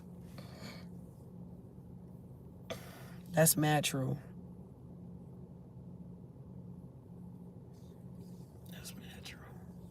That's crazy. In any kind of relationship, we can make the assumption that the others know what we think and we don't have to say what we want. They are going to do what we want because they know us so well. If they don't do what we want, what we assume they should do, we feel hurt and think, how could you do that? You should know. Again, we make the assumption that the other person knows what we want. A whole drama is created because we make this assumption and then put more assumptions on top of it. It's very interesting how the human mind works. We have the need to justify everything, to explain and understand everything in order to feel safe. We have millions of questions that need answers because there are so many things that reasoning minds can't explain. It is important if you answer correct, just the answer itself makes us feel safe. This is why we make assumptions. If others tell us something, we make assumptions, and if they don't tell us something, we make assumptions to fulfill our need to know and to replace the need to communicate. Even if we hear something and we don't understand, we make assumptions about what it means and believe the assumptions. We all make sorts of assumptions because we don't have the courage to ask questions.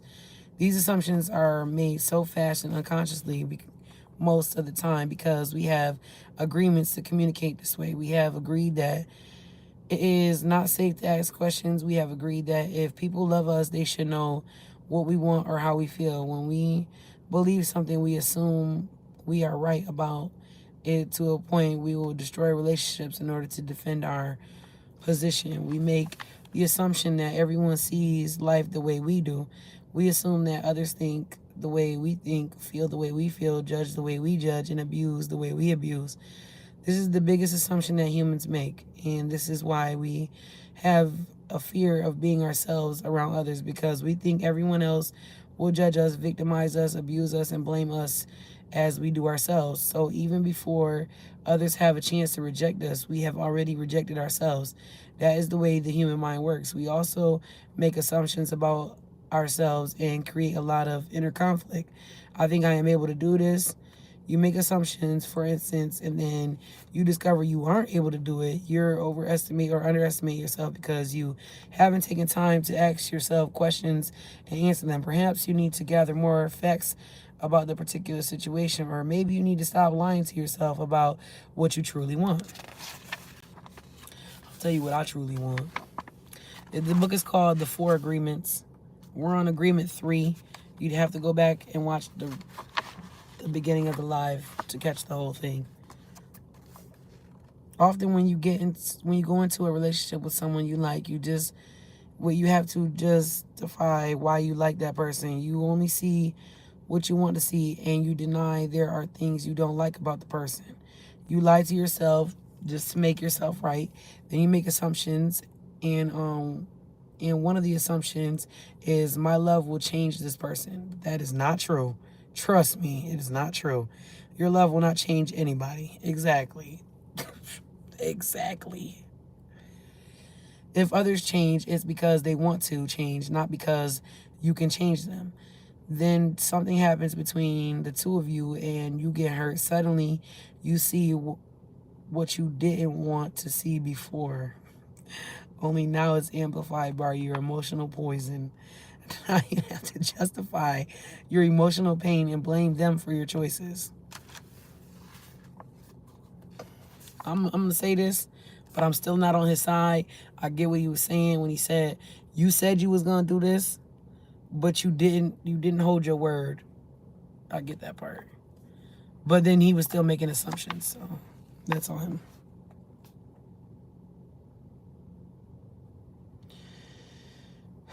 We don't need to justify love. It is there or not there. Real love is accepting other people the way they are without trying to change them. Exactly.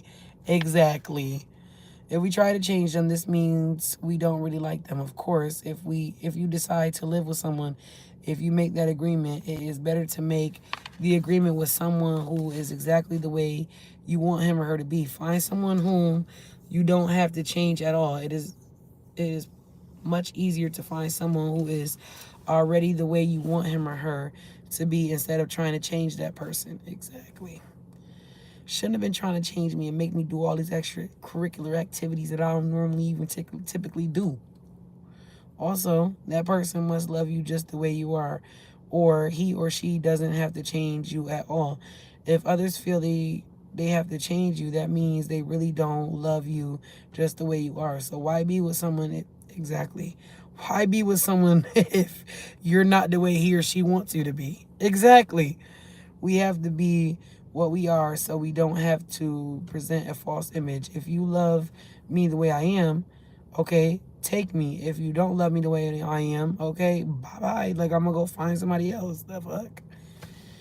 It may sound harsh, but it's this kind of communication means that the personal agreements we make with each other, with others, are clear and impeccable. Be impeccable with your word type shit.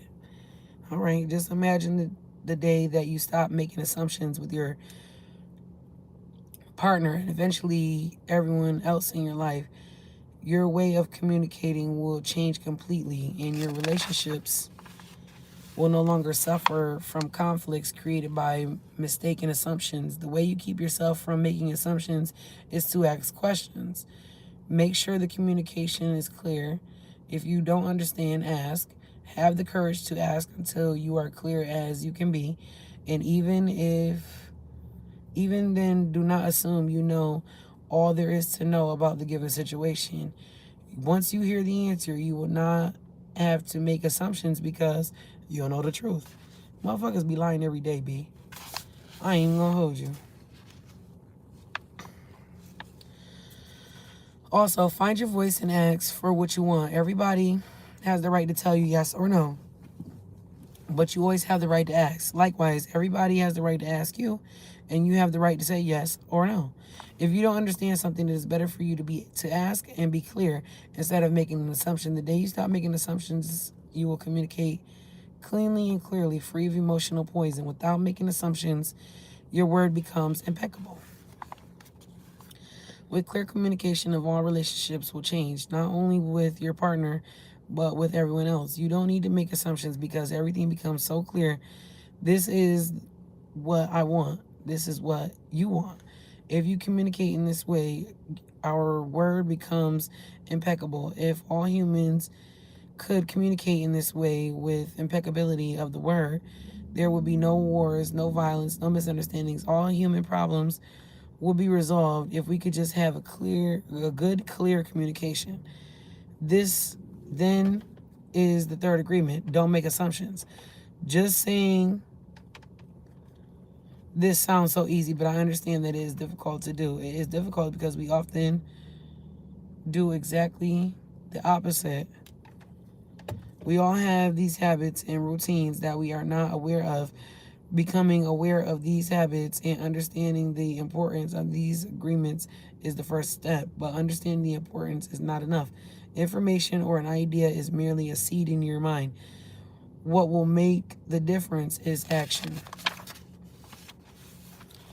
Taking the action over and over again strengthens your will, nurtures the seed, and establishes a solid foundation for new habits to grow.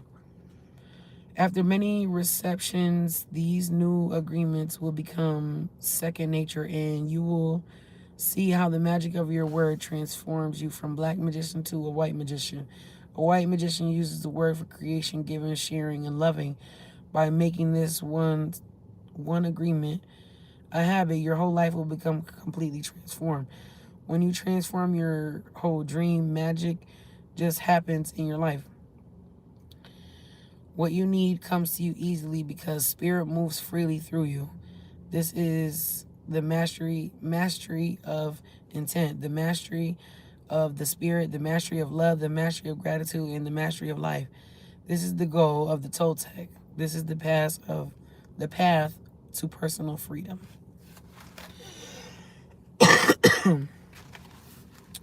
The fourth agreement: always do your best. I'll be saying this all the time, so I hope they thinking the same thing I'm thinking. Hopefully. There is just one more agreement, but it's the one that allows the other three to become deeply ingrained habits. The fourth agreement is about the action of the first three. Always do your best. Under any circumstances, always do your best, no more and no less. But keep in mind that your best is never going to be the same from one moment to the next. Everything is alive and changing all the time, so your best will sometimes be high quality and other times be not so good. When you wake up refreshed and energized in the morning, your best will be better than when you were tired at night. Your best will be different from when you're healthy opposed to being sick, or sober opposed to being drunk. Your best will depend on whether you are feeling wonderful and happy or upset, angry, or jealous. In your everyday moods, your best can change from one moment to another, from 1 hour to the next, from one day to another. Your best will also change over time. You will build a habit of the four agreements. Your best will become better than it used to be, regardless of the quality. Keep doing your best, no more, no less than your best. If you try hard to do more than your best, you will spend more energy than is needed. In the end, your best will not be enough. When you overdo, you deplete your body and you go against yourself, and it will take you longer to accomplish your goal. But if you do less than your best, you subject yourself to frustration, self-judgment, guilt, and regrets. Just do the best. Just do your best. In any circumstance in life, it doesn't matter if you are sick or tired, if you always do your best, there is no way you can judge yourself. If you don't judge yourself, there is no way you are going to suffer from guilt, blame, or self-punishment. By always doing your best, you will break a big spell that you have been under. There was a man who wanted to transcend his suffering, so he went to a Buddhist temple to find a master to help him. He went to the master and asked, "Master, if I meditate 4 hours a day, how long will it take me to transcend? The master looked at him and said, if you meditate 4 hours a day, perhaps you will transcend in 10 years. Thinking he could do better, the man said, oh, master, what if I meditate for 8 hours a day? How long do you think it will take me to transcend? The master looked at him and said, if you meditate 8 hours a day, perhaps you'll transcend in 20 years. He said, but why will it take me longer if I meditate more? The master replied, you are not here to sacrifice your joy and your life. You are here to live, to be happy, and to love. If you can do your best in 2 hours of meditation, but you spend 8 hours instead, you will only grow tired, miss the point, and you won't enjoy your life. Do your best, and perhaps you will learn that no matter how long you meditate, you can live, love, and be happy. Doing your best, you are going to live your life intensely. You are going to be productive. You are going to be good to yourself because you will be giving yourself to your family, to your community, to everything. But it is the action that is going to make you feel intensely happy. When you always do your best, you take the action. Doing your best is taking action because you love it, not because you're expecting a reward. Most people do exactly the opposite. They only make action when they're expecting a reward, and they don't enjoy the action. And that's the reason why they don't do their best. For example, people go to work every day just thinking of payday and the money they will get from the work that they are doing. They can hardly wait till Friday or Saturday, whatever day they receive their money, and can take time off. They are working for the reward, and as a result, they resist work. They try to avoid the action, and it becomes more difficult, and they don't do their best. They work so hard all week long, suffering the work, suffering the action, not because they like to, but because they feel they have to. They have to work because they have to pay rent, because they have to support their family. They have all the frustration, and when they do receive their money, they are unhappy. They have 2 days to rest and to do what they want to do. And what do? They try to escape. They get drunk because they don't like themselves. They don't like their life. There are many ways that we hurt ourselves when we don't like who we are. On the other hand, if you take action just for the sake of doing it without expecting a reward, you will find that you enjoy every action that you do. Rewards will come, but you are not attached to the reward. You can even get more than you would have imagined for yourself without expecting a reward. If we like what we do, if we always do our best, then we are really enjoying life. We are having fun, we don't get bored, and we don't have frustrations. When you do your best, you don't give the judge the opportunity to find you guilty or to blame you. If you have done your best and the judge tries to judge you according to the book of law, you've got the answer. I did my best. There are no regrets. That is why we always do our best. It's not an easy agreement to keep, but the agreement is really going to set you free.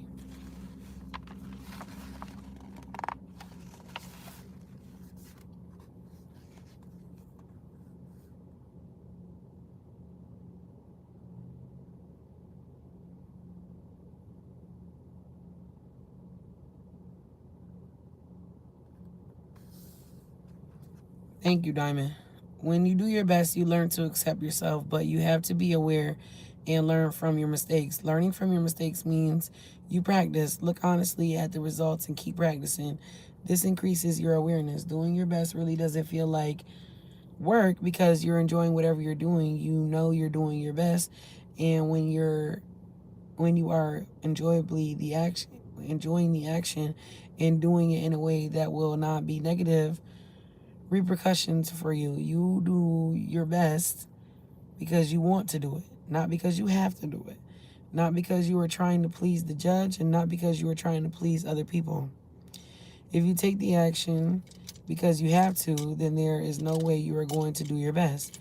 Then it is better not to do it. No, and that's what I was saying. Because I was drunk, I said there's no reason for us to read because I can't even fucking see the words. I wasn't going to be reading at my best. I was going to be stumbling on everything. Not that I didn't stumble at all today, but I'm just saying, though, like, I couldn't even read Joe. I was reading Joe's. Fucking up. If you take action because you have to, then there is no way you're going to do your best. And it is better to not do it. No, you don't. No, you do your best because your best all the time makes you so happy.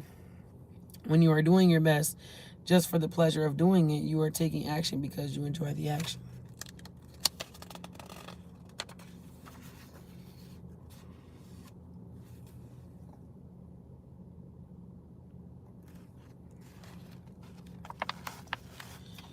Action is about living fully. Inaction is the way that we deny life. Inaction is sitting in front of the television every day for years because you are afraid to be alive and take a risk expressing what you are. Expressing what you are, taking action. You can have many great ideas in your head, but what makes the difference is the action. Without action upon an idea, there is no manifestation, no results, and no reward. Good example. After this comes from the story about Forrest Gump. He didn't have great ideas, but he took action. He was happy. He always did his best at whatever he did. He was richly rewarded without expecting any reward at all. Taking action is being alive. It's taking the risk to go out and express your dream. This is different than imposing your dream on someone else because everyone has the right to express his or her dream. Doing your best is a great habit to have. I do my best in everything I do, and I feel doing my best has become a ritual in my life because I made the choice to make it a ritual. It's a belief like any other belief that I choose. I make everything a ritual, and I always do my best. Taking a shower is a ritual for me. And with that action, I tell my body how much I love it. I feel and I enjoy the water on my body. I do the best to fulfill the needs of the body. I do the best to give my body and receive what my body gives to me. In India, they perform a ritual called puja. In this ritual, they take idols that represent God in many different forms and bathe them, feed them, and give them their love. They even chant mantras to these idols. The idol itself is not important. What is important is the way they perform the ritual, the way they say, I love you, God. God is life. God is in the action. The best way to say, I love you, God, is to live your life doing your best. The best way to say, thank you, God, is by letting go of the past and living in the present moment right here and now. Whatever life takes away from you, let it go. When you surrender and let go of the past, you will allow yourself to be fully alive in the moment. Letting go of the past means you can enjoy the dream that is happening right now. And if you live in a past dream, you don't enjoy what's happening right now because you will always wish it would be different than what it is. There is no time to miss anyone or anything because you are alive.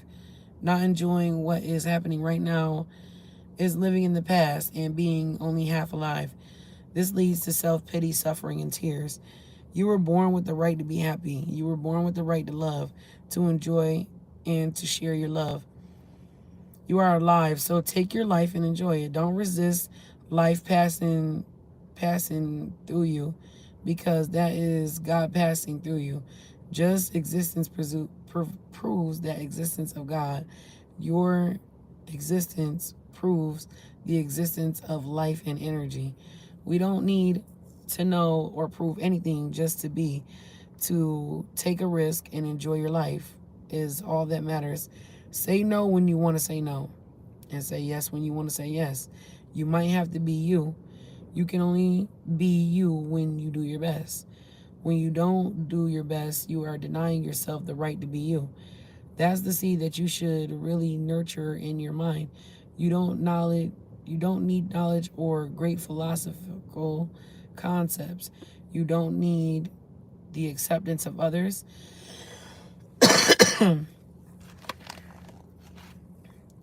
You express your own divinity by being alive and by loving yourself and others. It is the expression of God to say, hey, I love you. The first three agreements will only work if you do your best. Don't expect that you will always be able to be impeccable with your word. Your routine habits are too strong and family rooted in your mind. But you can do your best. Don't expect that you will never take anything personally. Just do your best. Don't expect that you will never make another assumption, but you can certainly do your best. By doing your best, the habits of misusing your word, taking things personally, and making assumptions will become weaker and less frequent with time. You don't need to judge yourself, feel guilty, or punish yourself if you cannot keep the agreements. If you're doing your best and you feel good about yourself, even if you still make assumptions, still take things personally, and still are not impeccable with your word, if you do your best always, over and over again, you will become a master of transformation. Practice makes the master. By doing your best, you become a master. Everything you have learned, you learn through repetition. You learn to write, to drive, and to even walk by repetition. You are a master of speaking your language because you practice. Action is what makes the difference. If you don't do your best in the search for personal freedom, in the search for self-love, you will discover that it's just a matter of time before you find what you are looking for. It's not about daydreaming or sitting for hours dreaming and meditation. You have to stand up and be a human. You have to honor the man or woman that you are, respect your body, enjoy your body, love your body, feed, clean, and heal your body, exercise, and do what makes your body feel good. This is a puja to your body, and that is a communion between you and God. You don't need to worship idols of the Virgin Mary, the Christ, or the Buddha. If you can, if you want to, if it feels good for you to do it. Your body is a manifestation of God, and if you honor your body, everything else will change for you. When you practice giving love to every part of your body, you plant seeds of love in your mind, and when they grow, you will love, honor, respect your body immensely.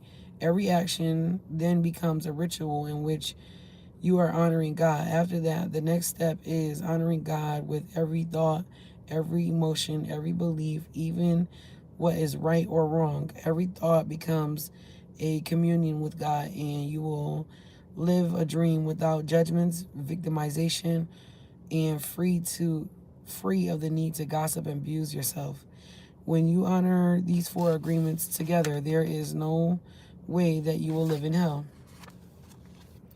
There is no way. If you're impeccable with your word, if you don't take anything personally, if you don't make exceptions, if you always do your best, then you're going to have a beautiful life. If you are going to control your life 100%. The four agreements are a summary of the mastery of transformation. One of the masteries of the Toltec. You transform hell into heaven. The dream of the planet is transformed into your personal dream of heaven. The knowledge is there. It's just waiting for you to use it. The four agreements are there. You just need to adopt these agreements and respect their meaning and power. Just do your best to honor these agreements. You can make this agreement today. I choose to honor the four agreements. It's so simple and logical that even a child can understand them. But you must have a very strong will and a very strong will to keep these agreements. Why? Because wherever we go, we find that our path is full with obstacles. Everyone tries to sabotage our commitment to these new agreements, and everyone around us is set up for us to break them. The problem is that all of the agreements that are a part of the dream of the planet, they are alive and they are very strong. That's why you need to be a great hunter for a great warrior who can defend all four agreements with your life. Your happiness, your freedom, your entire way of living depends on it. The warrior's goal is to transcend this world, to escape from this hell and never come back. As the Toltecs teach us, the reward is to transcend the human experience of suffering to become the embodiment of God. That is the reward. We really need to use every bit of power we have to succeed in keeping these agreements. I didn't expect that I could do it at first. I have fallen many times, but I stood up and kept going. I fell again and I kept going. I didn't feel sorry for myself. There was no way that I felt sorry for myself. I said, if I fall, I am strong enough, I am intelligent enough, I can do it. I stand up and keep going. I fell and I kept going and going. And each time it became easier and easier. Yet in the beginning it was so hard, so difficult. So if you fall, do not judge. Do not give your judge the satisfaction of turning into a victim. No, be tough with yourself. Stand up and make an agreement. Okay, I broke my agreement to be impeccable with my word. I'll start all over again. I'm going to keep the 4 agreements just for today. Today I will be impeccable with my word. I will not take anything personally. I will not make any assumptions, and I'm going to do my best. If you break an agreement, begin again tomorrow and again the next day. It will be difficult at first, but each day it will become easier and easier until someday you will discover that you are ruling your life with these 4 agreements. And you will be surprised at the way your life has been transformed. You don't need to be religious or go to church every day. Your love and self-respect are growing and growing. You can do it. If I did it, you can do it also. Do not be concerned about the future. Keep your attention on today. Stay in the present moment. Just live one day at a time. And what's the name did tell me that. My baby dad did tell me that. He said, just take it one day at a time. Stop being so worried about the future. Stop dwelling on what happened yesterday. Just take it one day at a time.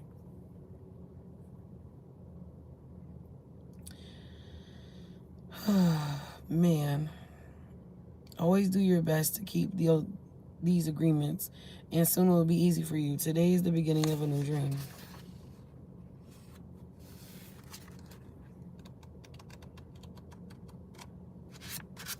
How many this got? I think 8.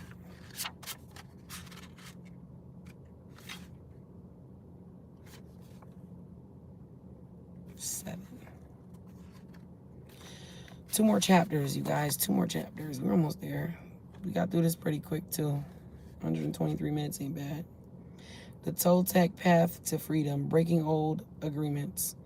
Everyone talks about freedom. All around the world, different people, different races, different countries are fighting for freedom. But what is freedom?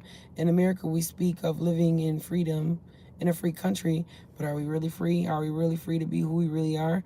The answer is no. We are not free. True. Freedom has to do with the human spirit. It is the freedom to be who you really are. Who stops us from being free? We blame the government. We blame the weather. We blame our parents. We blame our religion. We blame God. Who really stops us from being free? We stop ourselves. What does it really mean to be free? Sometimes we get married and we say that we lose our freedom when we get a divorce, and we still are not free. What stops us? We can't be ourselves. We have memories of long ago when we used to be free and we loved being free, and we have forgotten what freedom really means. If you see a child who has 2 or 3, perhaps 4 years old, we find a free human. Why is this human free? Because this human does whatever he or she wants to do. The human is completely wild, just like a flower or a tree or animal that has not been domesticated, wild. And if you observe humans who are 2 years old, you'll find that most of the time these humans have a big smile on their face. They do. And they're having fun. They are exploring the world. They are not afraid to play. They are not afraid when they are hurt, when they are hungry, when some of their needs are not met, but they don't worry about the past. They don't care about the future. They only live in the present moment. Very young children are not afraid to express what they feel. They are so loving that if they perceive love, they melt into love. They are not afraid to love at all. That is the description of normal human being. As a child, we were not afraid of the future or ashamed of the past. Our normal human tendency is to enjoy life, to play, to explore, to be happy, and to love. But what has happened with the adult human? Why are we so different? Why are we not wild? From the point of view of the victim, we can say that something has sad happened to us. And from the point of view of the warrior, we can say that what happened to us as normal. But what has happened is that we have the book of law, the big judge, and the victim who rule our lives. We are no longer free from judge, the victim, and the belief system. Don't allow us to be who we really are. Once our minds are programmed with all the garbage, we are no longer happy. This chain of training from human to human, from generation to generation, is perfectly normal in society. You don't need to blame your parents for teaching you to be like them. What else could they teach you but what they know? They did the best they could, and if they abused you, it was due to their own domestication, their own fears, their own beliefs. They had no control over the programming they received, so they couldn't have behaved any differently. That's crazy. That one's really crazy. I'm going to fold this corner because I really want to read that again.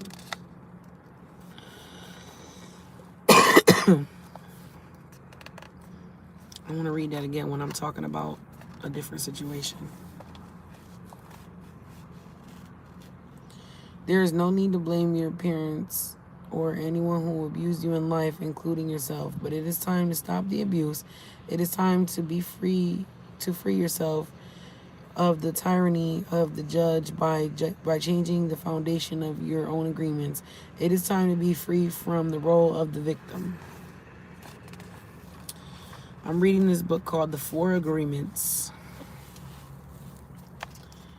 The real you is still a little child who never grew up. Sometimes a little child comes out when you are having fun or playing, when you feel happy, when you are painting or writing poetry, playing the piano or expressing yourself in some way. These are the happiest moments of your life, when the real you comes out, when you don't care about the past and you don't worry about the future. You are childlike.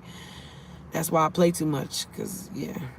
But there is something that changes all of that. We call them responsibility. The judge will say, wait a second, you are responsible, you have things to do, you have to work, you have to go to school, you have to earn a living. All these responsibilities come to our mind. Our face changes and becomes serious again. If you watch children when they are playing adults, you will see their little faces change. Let's pretend I'm a lawyer, and right away their faces change.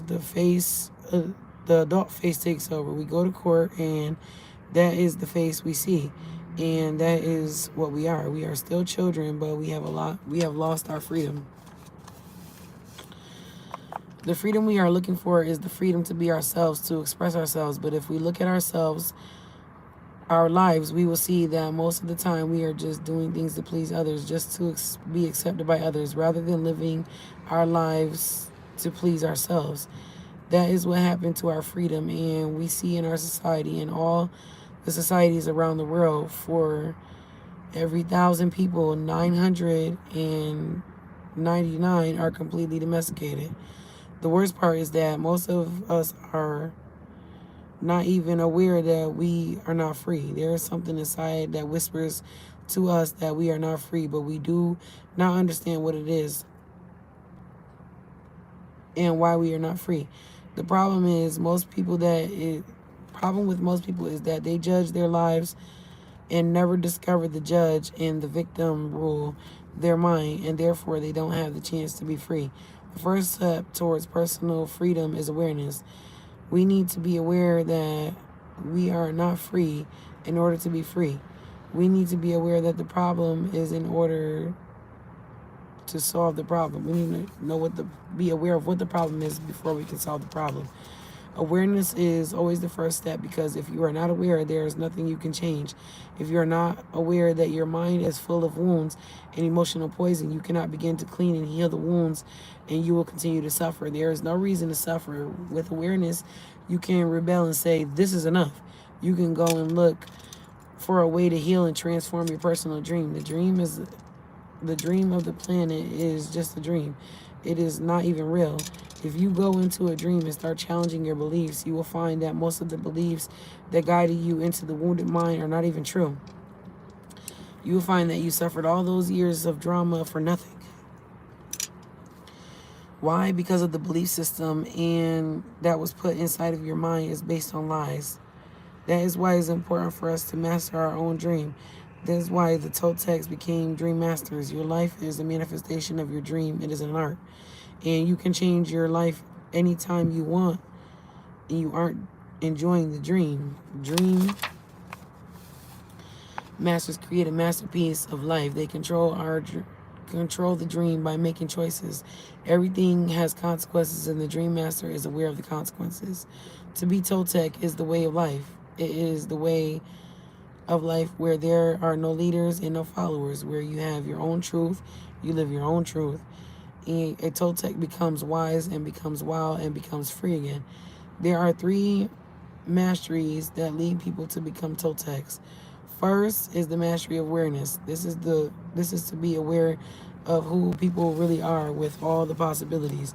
The second mastery of transformation, how to change and how to be free of domestication. The third mastery is intent.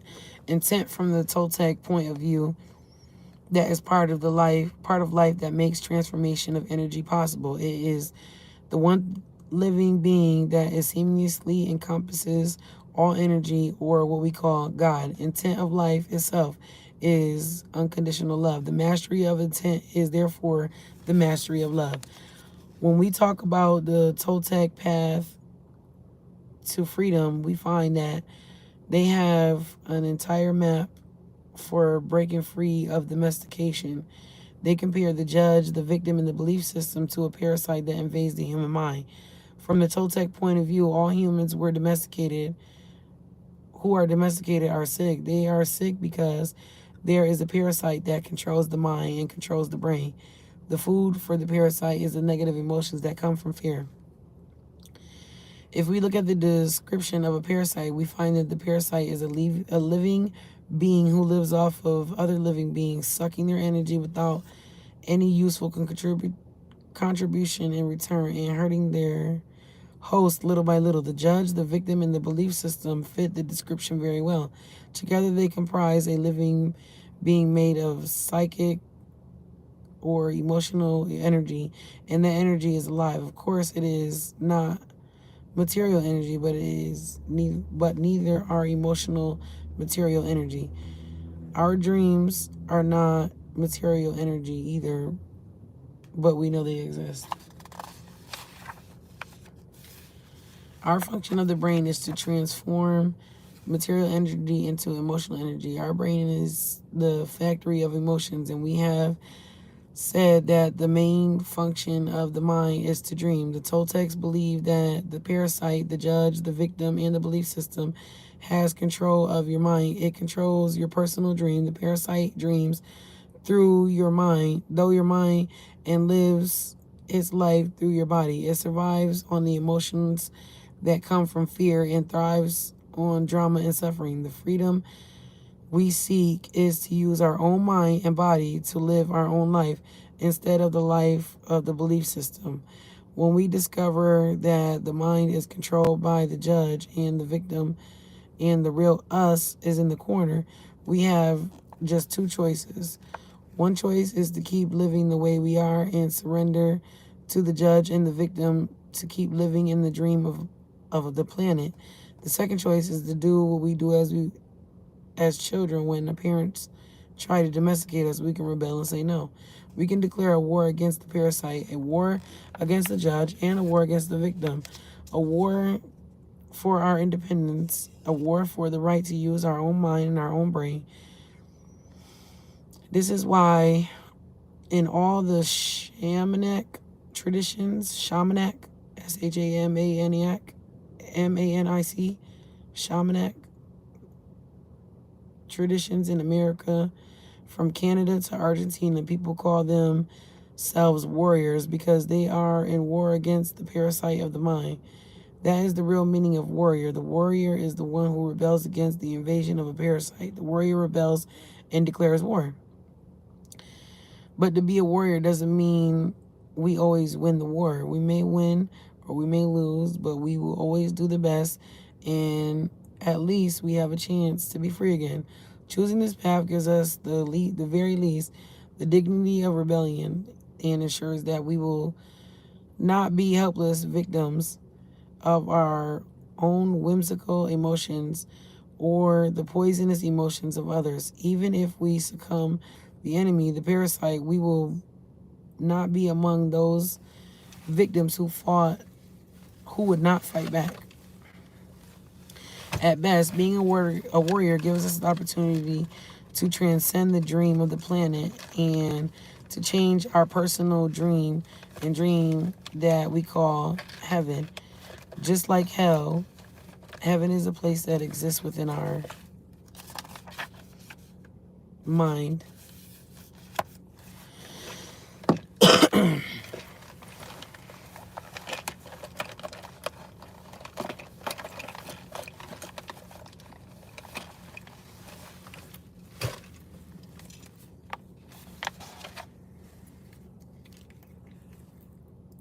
I said, T, go get the gas.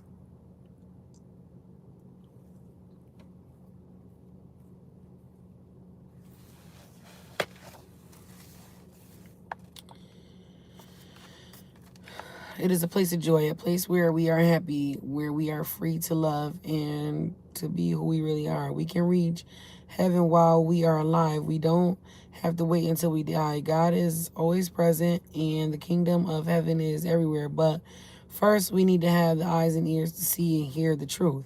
We need to be free of the parasite. The parasite can be compared to a monster with 1,000 heads. Every head of the parasite is the one of the fears that we have. If we want to be free, we have to destroy the parasite. One solution is to attack the parasite head by head, which means face each of the 4 fears one by one. This is a slow process, but it works. Every time we face one of our fears, we are a little bit more free. A second approach is to stop feeding the parasite. If we don't give the parasite any food, we will kill the parasite by starvation. To do this, we have to gain control of our emotions. We have to refrain from fueling the emotions that come from fear. This is easy to say, but difficult to do. It is difficult because the judge and the victim control the mind. The third solution is called intuition of the dead. Initiation of the dead. The initiation of the dead is found by many traditions and historic schools around the world. We find it in Egypt, India, Greece, and America. This is a symbolic death which kills the parasite without harming the physical body. When we die, symbolically, the parasite has to die too. Has to die. This is the faster than the first 2 solutions, but it is even more difficult to do. We need a great deal of courage to face the angel of death. We need to be very strong. Let's take a closer look at each of the solutions. The art of transformation, the dream of the second attention. We have learned that the dream we are living now is the result of the outside dream hooking your attention and feeding you all of their beliefs. The process of domestication can be called the dream of the first attention because it's how your information was used for the first time to create your first dream of your life.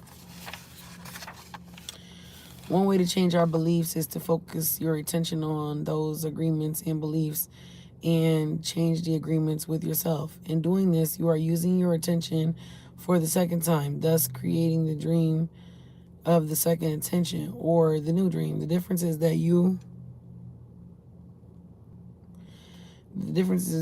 are no longer innocent. When you are a child, this was true. You didn't have a choice, but you are no longer a child. Now it's up to you to choose what to believe and what not to believe. You choose to believe, if anything, and that includes believing in yourself. The first step to become aware of the fog that is in your mind, you must become aware that you are dreaming at all times.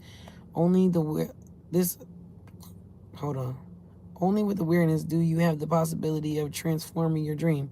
If you have awareness that the whole drama of your life is a result of what you believe and what you believe is not real, then you begin to change it. However, to really change your beliefs, you need to focus your attention on what it is that you want to change.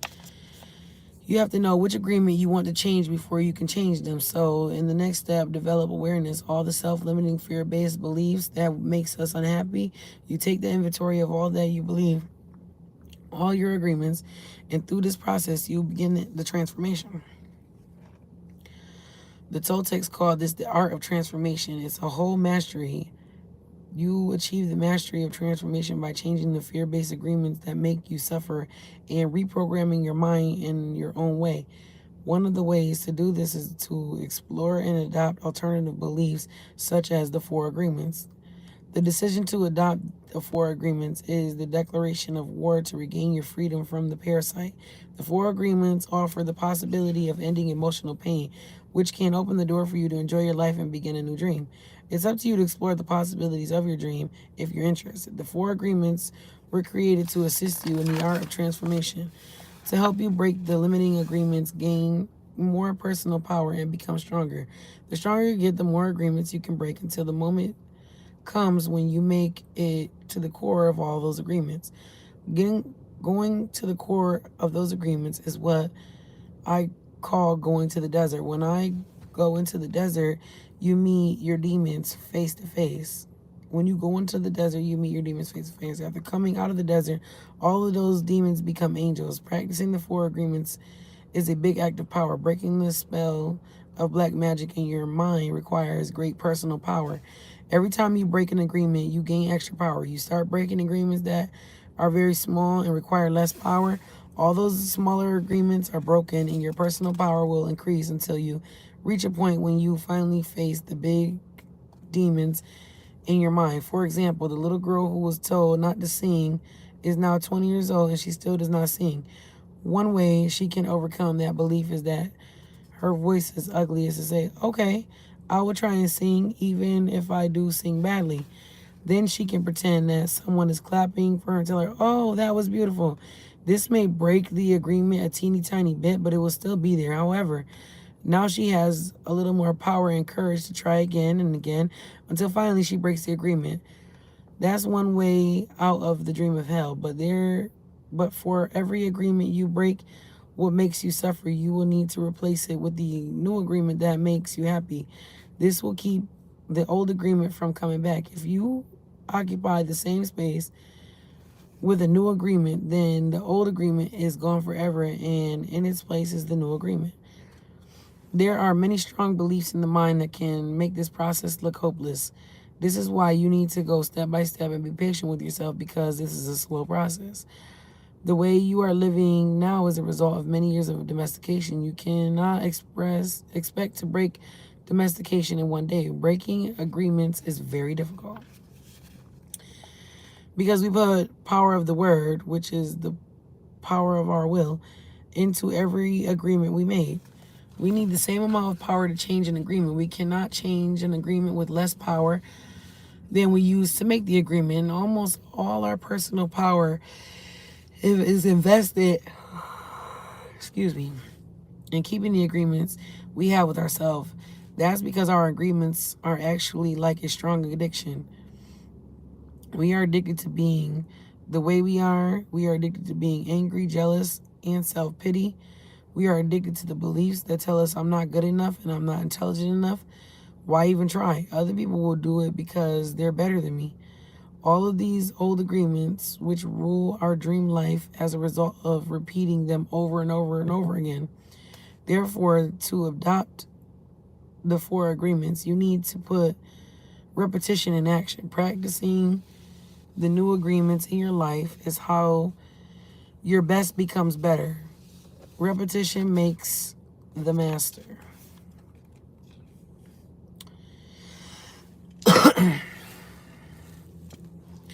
The discipline of the warrior, controlling your own behavior. Imagine that you wake up early one morning, overflowing with enthusiasm for the day. You feel good, you're happy, and you have plenty of energy to face the day.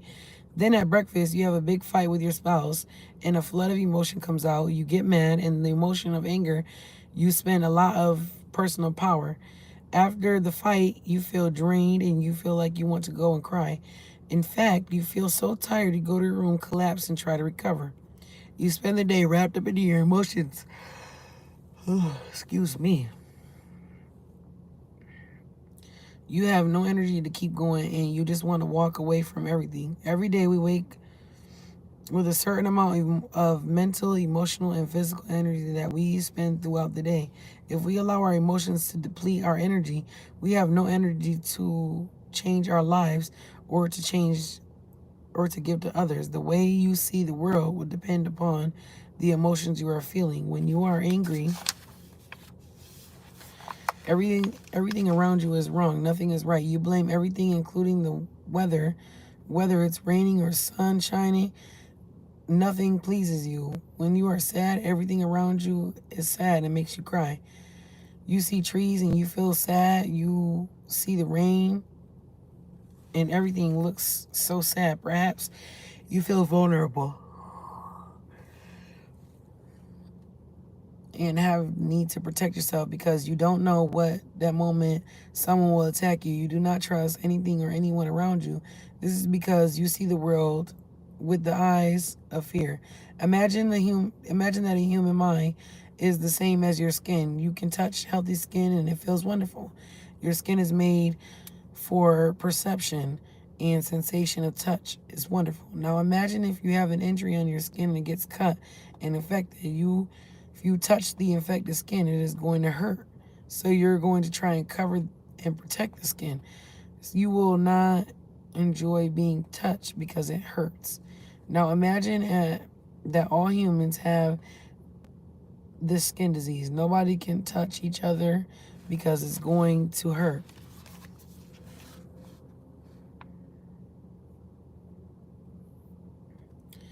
Everyone has wounds on their skin, so the infection is seen as normal. The pain is also considered normal. We believe we are supposed to be that way. Can you imagine how we would behave if each other with each other if all humans in the world had a skin disease? Of course, we would hardly ever hug each other because it would be too painful. So we need to create a lot of distance between us. The human mind is exactly like the deception of infected skin. Every human has an emotional body completely covered with infected wounds. Each wound is infected with emotional poison. The poison is all the emotions that make us suffer, such as hate, anger, envy, and sadness. An action of injustice opens wounds in the mind, and you react with the emotional poison because of the concepts of the beliefs we have about injustice and what is fair. The mind is so wounded and full of poison by the process of domestication that everyone describes the wounded mind as normal. This is considered normal, but I can tell you it is not normal. We have a dysfunctional dream on the planet, and humans are mentally sick with a disease called fear. The symptom of the disease are all the emotions that make a human suffer: anger, hate, sadness, envy, and betrayal. When the fear is too great, the reasoning mind begins to fail, and we call this mental illness. Psychotic behavior occurs when the mind is so frightened and the wound so painful that it seems better to break contact with the outside world.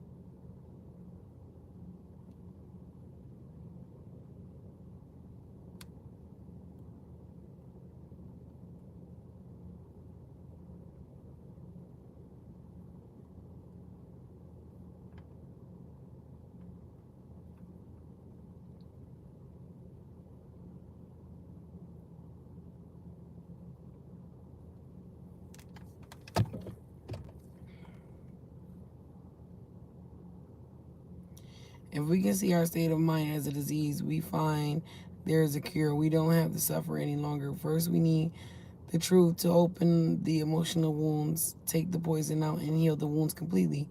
How do we do this? We must forgive those we feel have wronged us, not because they deserve to be forgiven, but because we love ourselves so much that we don't want to keep praying for the injustice. Forgiveness is the only way to heal. We can choose to forgive because we feel compassion for others, for ourselves. We can let go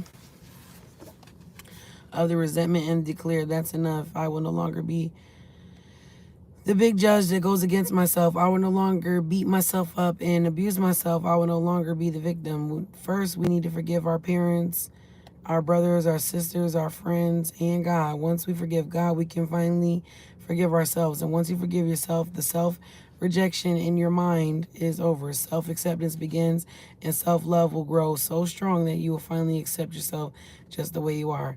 That's the beginning of the free human. Forgiveness is key. You will know you have forgiven someone when you see them and you no longer have an emotional reaction. You will hear the name and the name of the person, and you will no longer have an emotional reaction. When someone can touch what used to be a wound and it no longer hurts you, then you know you have truly forgiven. The truth is like a scalpel. The truth is painful, but it opens all the wounds which are covered by lies so that we can be healed. These lies are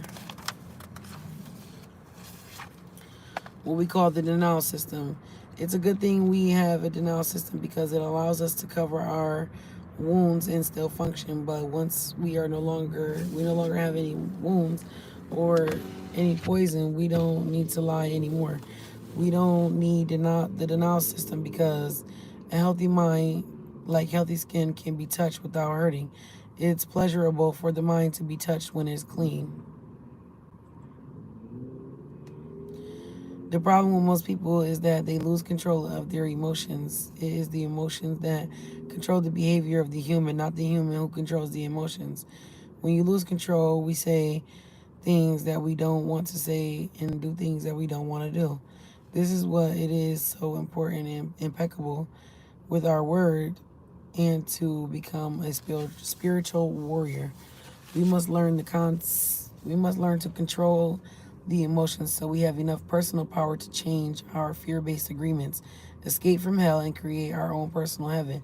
How are we to become a warrior? There are certain characteristics of a warrior that are nearly the same around the world.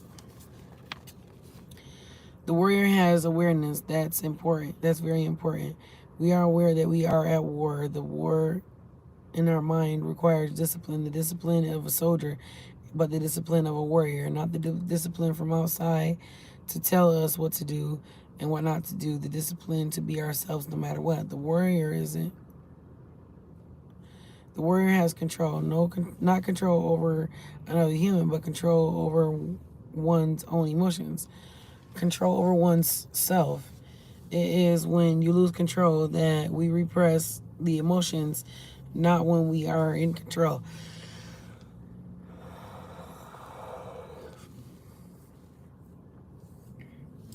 The big difference between a warrior and a victim is that the victim represents, the warrior refrains. Victims repress because they are afraid to show emotion, afraid to say what they want to say. To refrain is not the same as doing a repression. To refrain is to hold on to emotions and to express them in the right moment, but not before, not later. That is why warriors are impeccable. They have complete control over their own emotions and therefore over their own behavior.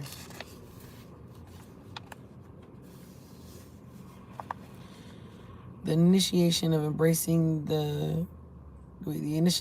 dead, embracing the angel of death. The final way to attain personal freedom is to prepare ourselves for the initiation of the dead, to take death itself as our teacher.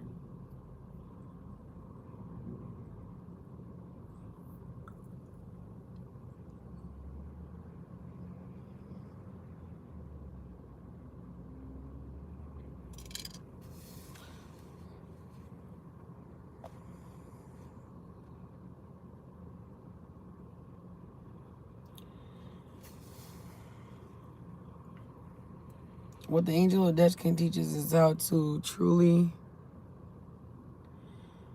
out to be truly alive. We become aware that we can die at any moment. We just have to have we just have the present to be alive. The truth is that we don't know if we're going to die tomorrow. Who knows? We have an idea that we have many years in the future, but do we? If we go to the hospital and the doctor tells us that we have 1 week to live, what are you going to do? As we have said before, there are two choices. One is to suffer because you're going to die and tell everyone, oh, poor me, I'm going to die, and really create a huge drama. The other choice is to use every moment to be happy, to do what you really enjoy doing. If you only have 1 week to live, let's enjoy life. Let's be alive. We can say, I'm going to be myself. No longer am I going to ruin my life trying to please other people. No longer am I going to be afraid of what they think about me. What do I care what others think of who I am? I'm going to die in a week. I'm going to be myself. The angel of death can teach us to live every day as if it was the last day of our lives, as if there may be no more tomorrow. We can begin each day by saying, I am awake. I see the sun. I want to give my gratitude to the sun and everything and everyone because I am still alive. One more day to be myself. This is the way I see life. That is what the angel of death taught me. To be completely open to know that there is something to be afraid of. And of course, I treat people I love with love because this may be the last day I can tell them how much I love you. I don't know if I'm going to see you again. I don't want to fight with you. What if I had a big fight with you and I told you all those emotional poisons that I have against you and you die tomorrow? Oops, oh my God, the judge will never will get me so bad and I will feel guilty for everything that I told you. I will even feel guilty for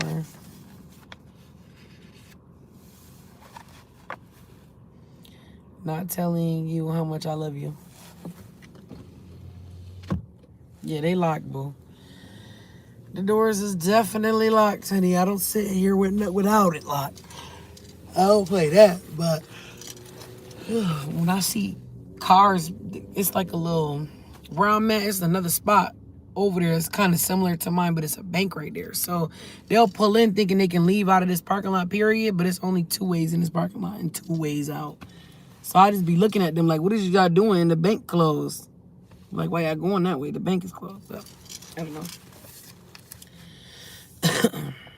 Maybe that's just me. The love that makes me happy is the love that I can share with you. Why do I need to deny you? Why do I need to deny that I love you? Is the importance is if you love me back. If I die tomorrow, or you may die tomorrow, what makes me happy now is to let you know how much I love you. You can live your life this way. By doing so, you prepare yourself for the initiation of death. What is going to happen in the initiation of death is that the old dream that you have in your mind is going to die forever. Yes, you're going to have more memories of the parasite, the judge, the victim, and what you used to believe, but the parasite will be dead. That is what is going to die in the initiation of death, the parasite. It's not going to be easy for the initiation of death just because the judge and the victim will fight with everything they have. They don't want to die and feel we are the ones who are going to die. We are afraid of this death. When we live in the dream of the planet, it is also as if we're dead. Whoever survives the initiation of the dead receives the most wonderful gift, the resurrection. To receive the resurrection, to raise from the dead, and to be alive, to be ourselves again. The resurrection is to be like a child, to be wild and free, but with a difference. The difference is that we have freedom and wisdom instead of innocence. We are able to break our domestication and become free again and heal our mind. We surrendered the angel of death, knowing that the parasite would die and we would still be alive with a healthy mind and perfect reason. Then we are free to use our own mind and run our own life. This is what, in the Toltec way, the angel of death teaches us. The angel of death comes to us and says, you see everything that exists there is mine. It is not yours. Your house, your spouse, your children, your car, your career, your money, everything is mine, and I can take it away when I want to. But for now, I'm going to let you use it. Kind of like Debo with the bike. He was like, kind of like it's both ours. We'll just keep it down to miles. If we surrender to the angel of death, we will be happy forever and ever. Why? Because the angel of death takes away the past in order to make it possible for life to continue. Forever moment that is past, the angel of death keeps taking part that is dead and keep living in the present. The parasite wants us to carry the past with us and make it so heavy to be alive. When we are trying to live in the past, how can you enjoy the present? When we dream of the future, why must we carry the burden of the past when we are going to live in the present? That is what the angel of death teaches us to do. The new dream, heaven on earth. Did I say we had 7 chapters? Yeah, last chapter.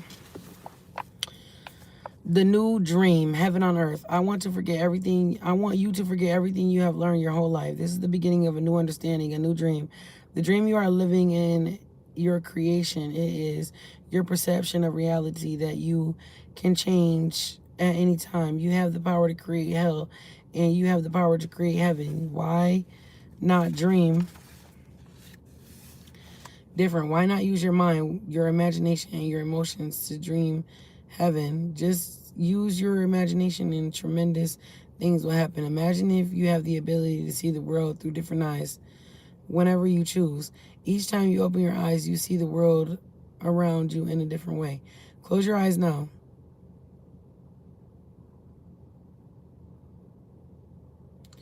And then open them and look outside.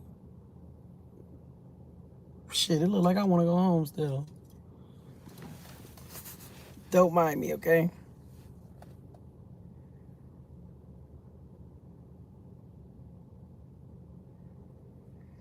What you will see is love coming out of the trees, love coming from the sky, love coming from the light. You will perceive love from everything around you. This is the state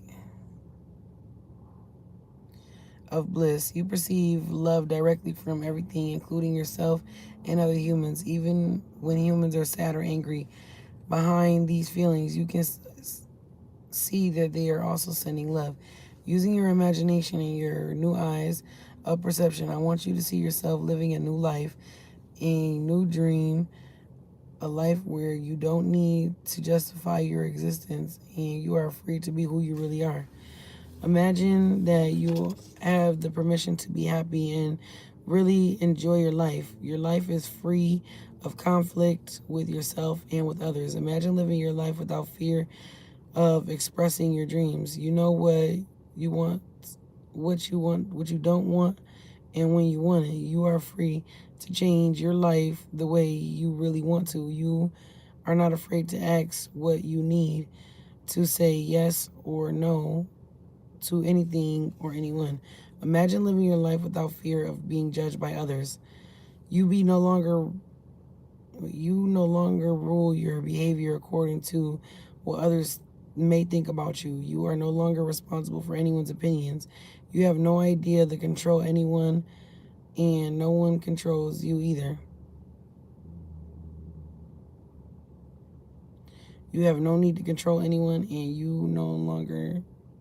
no one needs to control you either. Imagine living your life without judging others. You can easily forgive others and let go of any judgments that you have. You don't have the need to be right, and you don't need to make anyone else wrong. You respect yourself and everyone else, and they respect you in return. Imagine living without fear of loving and not being loved. You are no longer afraid to be rejected. And if you don't have the need to be accepted, you can say I love you with no shame or justification. You can walk in the world with your heart completely open and not be afraid to be hurt. Imagine living your life without being afraid to take a risk and explore your life. You are not afraid to lose anything. You are not afraid to be alive in the world, and you are not afraid to die. Imagine that you love yourself just the way you are. You love your body just the way it is, and you love your emotions just the way they are. You know that you are perfect just the way you are. The reason I ask you to imagine these things is because they are all entirely possible. You can live in a state of grace, a state of bliss, the state of dream of heaven, the dream of heaven. But in order to experience this dream, you must first understand what it is. Only love has the ability to put you in the state of bliss. Being in bliss is like being in love. Being in love is like being in bliss. You are floating in the clouds. You are perceiving love wherever you go. It is entirely possible to live this way all the time. It is possible because others have done it and they are no different from you. They live in bliss because they have changed their agreements and are dreaming a different dream. Once you feel what it means to live in the state of bliss, you will love it. You will know what heaven on earth is truth, that heaven only truly exists. Once you do what? Once you know that heaven exists, once you know it is possible to stay there, it's up to you to make the effort to do it. 2,000 years ago, Jesus told us about the kingdom of heaven and the kingdom of love, but hardly anyone was ready to hear this. They said, "What are you talking about? My heart is empty. I don't feel the love that you're talking about. I don't feel the place that you have. You don't have to do this. Just imagine that his message of love is possible and you will find that it is yours." The world is very beautiful and very wonderful. Life can be very easy when you love your way of life. You can be loving all the time. This is your choice. You may not have a reason to love, but you can love because to love makes you so happy. Love in action only produces happiness. Love will give you inner peace. It will change your perception of everything. You can see everything with the eyes of love. You can be aware that there is love all around you. When you live this way, there is no longer a fog in your mind. The mitote has gone on a permanent vacation. This is what humans have been seeking for centuries. For thousands of years, we have been searching for happiness. Happiness is a lost paradise. Humans have worked so hard to reach this point, and this is the part of evolution of the mind. This is the future of humanity. The way of life is possible, and it's in your hands. Moses called it a promised land. Buddha called it Nirvana. Jesus called it heaven, and the Toltecs called it the new dream. Unfortunately, your identity is mixed with the dream of the planet. All of your beliefs and the agreements are in the fog. You feel the presence of the parasite and you believe it is you. This makes it difficult to let go, to release the parasite and create space to experience love. You are attached to the judge and attached to the victim. Suffering makes you feel safe because you know it so well. But there's really no reason to suffer. The only reason you suffer is because you choose to suffer.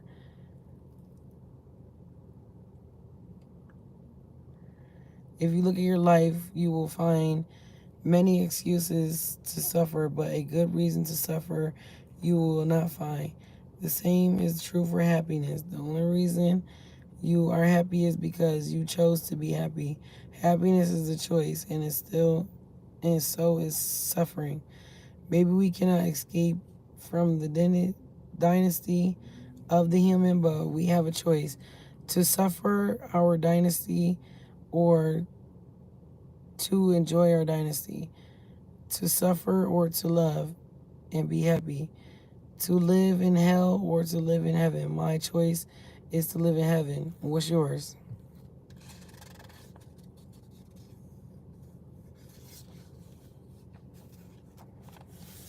Prayers. Please take a moment and close your eyes and open your heart. We about to pray and we'll end this out and then I'll start another live, okay? And then we'll talk for real. Like we'll really talk. Because I know y'all miss me and I miss y'all too. So prayers, please take a moment and close your eyes, open your heart and feel all the love that comes from your heart.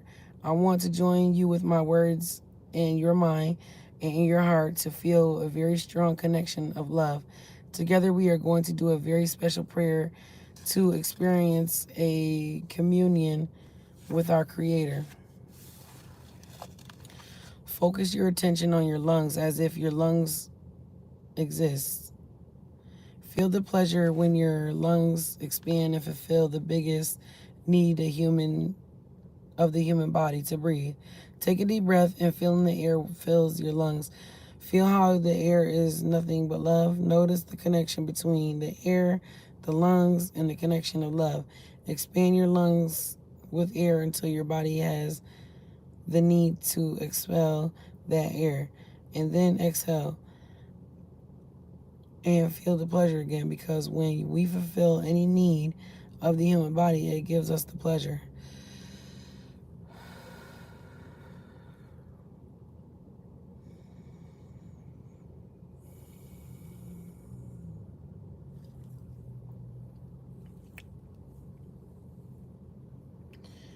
To breathe gives us much pleasure. Just to breathe is enough for us to be happy, to enjoy life.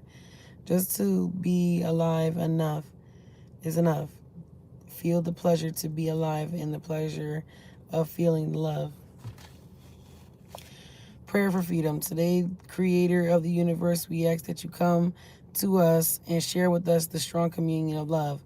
We know that your real name is love, that to have the communion with you means to share the same vibration, the same frequency that you are, because we are the only thing that exists in the universe. Today, help us be like you are, to love life, to be life, to be love. Help us to love the way you love, with no conditions, no expectations, no obligations, without any judgment. Help us to love and accept others, ourselves, without any judgment, because when we judge ourselves,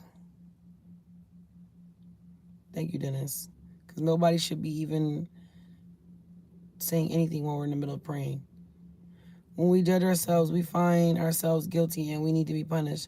Help us love everything you create unconditionally, especially our human beings, especially those who live around us, all of our relatives and people whom we try so hard to love.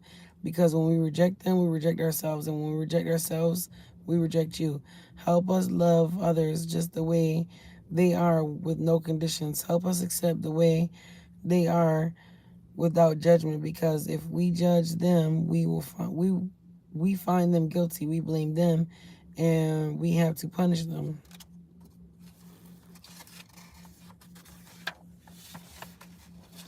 Today, clean our hearts of any emotional poison that we have. Free our minds from any judgment so that we can live in a complete peace and complete love. Today is a very special day. Today, we open our hearts to love again so that we can tell each other, I love you, without any fear, and really mean it. Today, we offer ourselves to you. Come to us, use our voices, use our eyes, use our hands, and use our hearts to share ourselves in a communion of love with everyone. Today, Creator, help us be just like you are. Thank you for everything that we receive this day, especially for the freedom to be who we are, who we really are. Amen. Another prayer for love. We are going to share a beautiful dream together, a dream that you will love to have all of the time. In this dream, you are in the middle of a beautiful, warm, sunny day. You hear the birds, the wind, and the little river. You walk towards the river. At the edge of the river, there is an old man in meditation, and you see that out of his head comes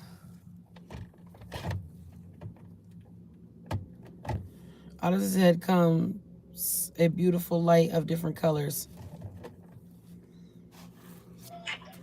Hi, Mommy. Hi, I'm busy. I'll call you back in just a minute, okay? Okay. Okay, thanks.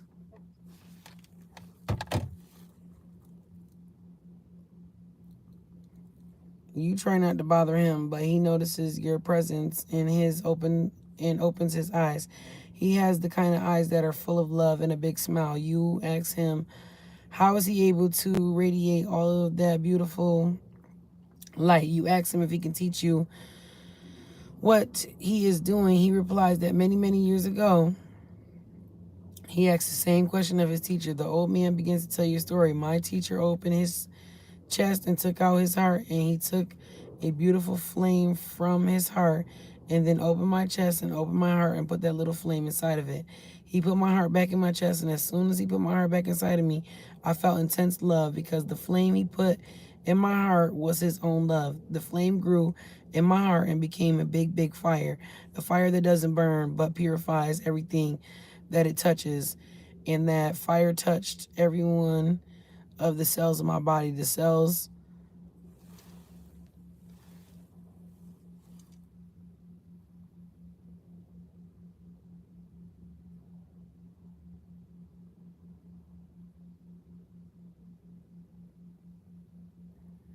and the cells of my body loved me back. I became one with my body, and but my love grew even more. The fire touched every emotion of my mind, and every emotion transformed into a strong and intense love. I loved myself completely and unconditionally, but the fire kept burning, and I had the need to share my love. I decided to put a little piece of love in every tree. The trees loved me back, and I became one with the trees. But my love did not stop. It grew more. I put a piece of love in every flower, in the grass, in the earth. They loved me back. We became one, and my love grew more and more.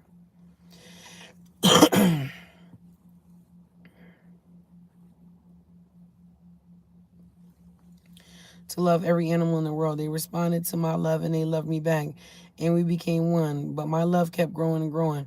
I put a piece of my love in every crystal and every stone in the ground, in the dirt, in the metals, and they loved me back. I became one with the earth, and then I decided to put my love in the water, in the oceans, in the rivers, in the rain, in the snow, and they loved me back, and we became one.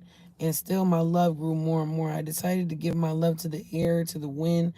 I felt a strong communion with the earth, the wind, the oceans, the nature. My love grew and grew. I turned my head to the sky, to the sun, to the stars, and put a little piece of my love in every star, in the moon, in the sun, and they loved me back. And I became one with the moon and the sun and the stars, and my love kept growing and growing and growing.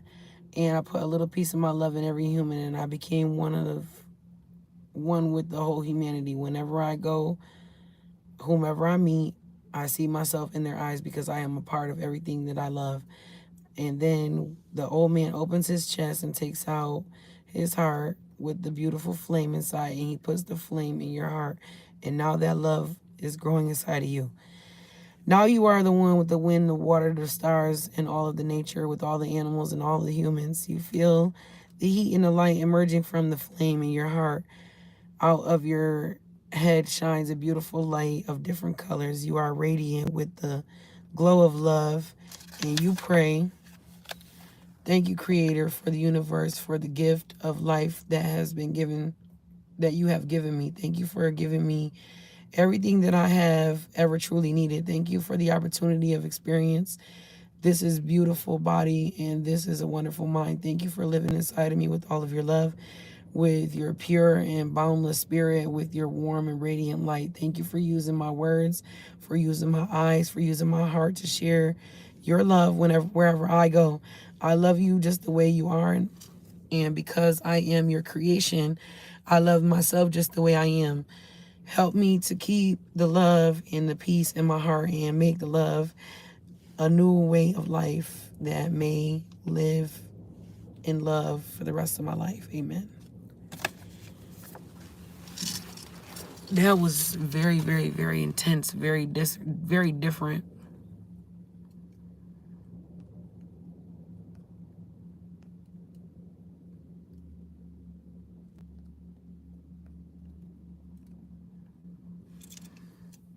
I will say this. You're welcome. Thank you for sitting and reading with me. That was a really good book. I appreciate every last one of y'all that sat here and read with me this whole time.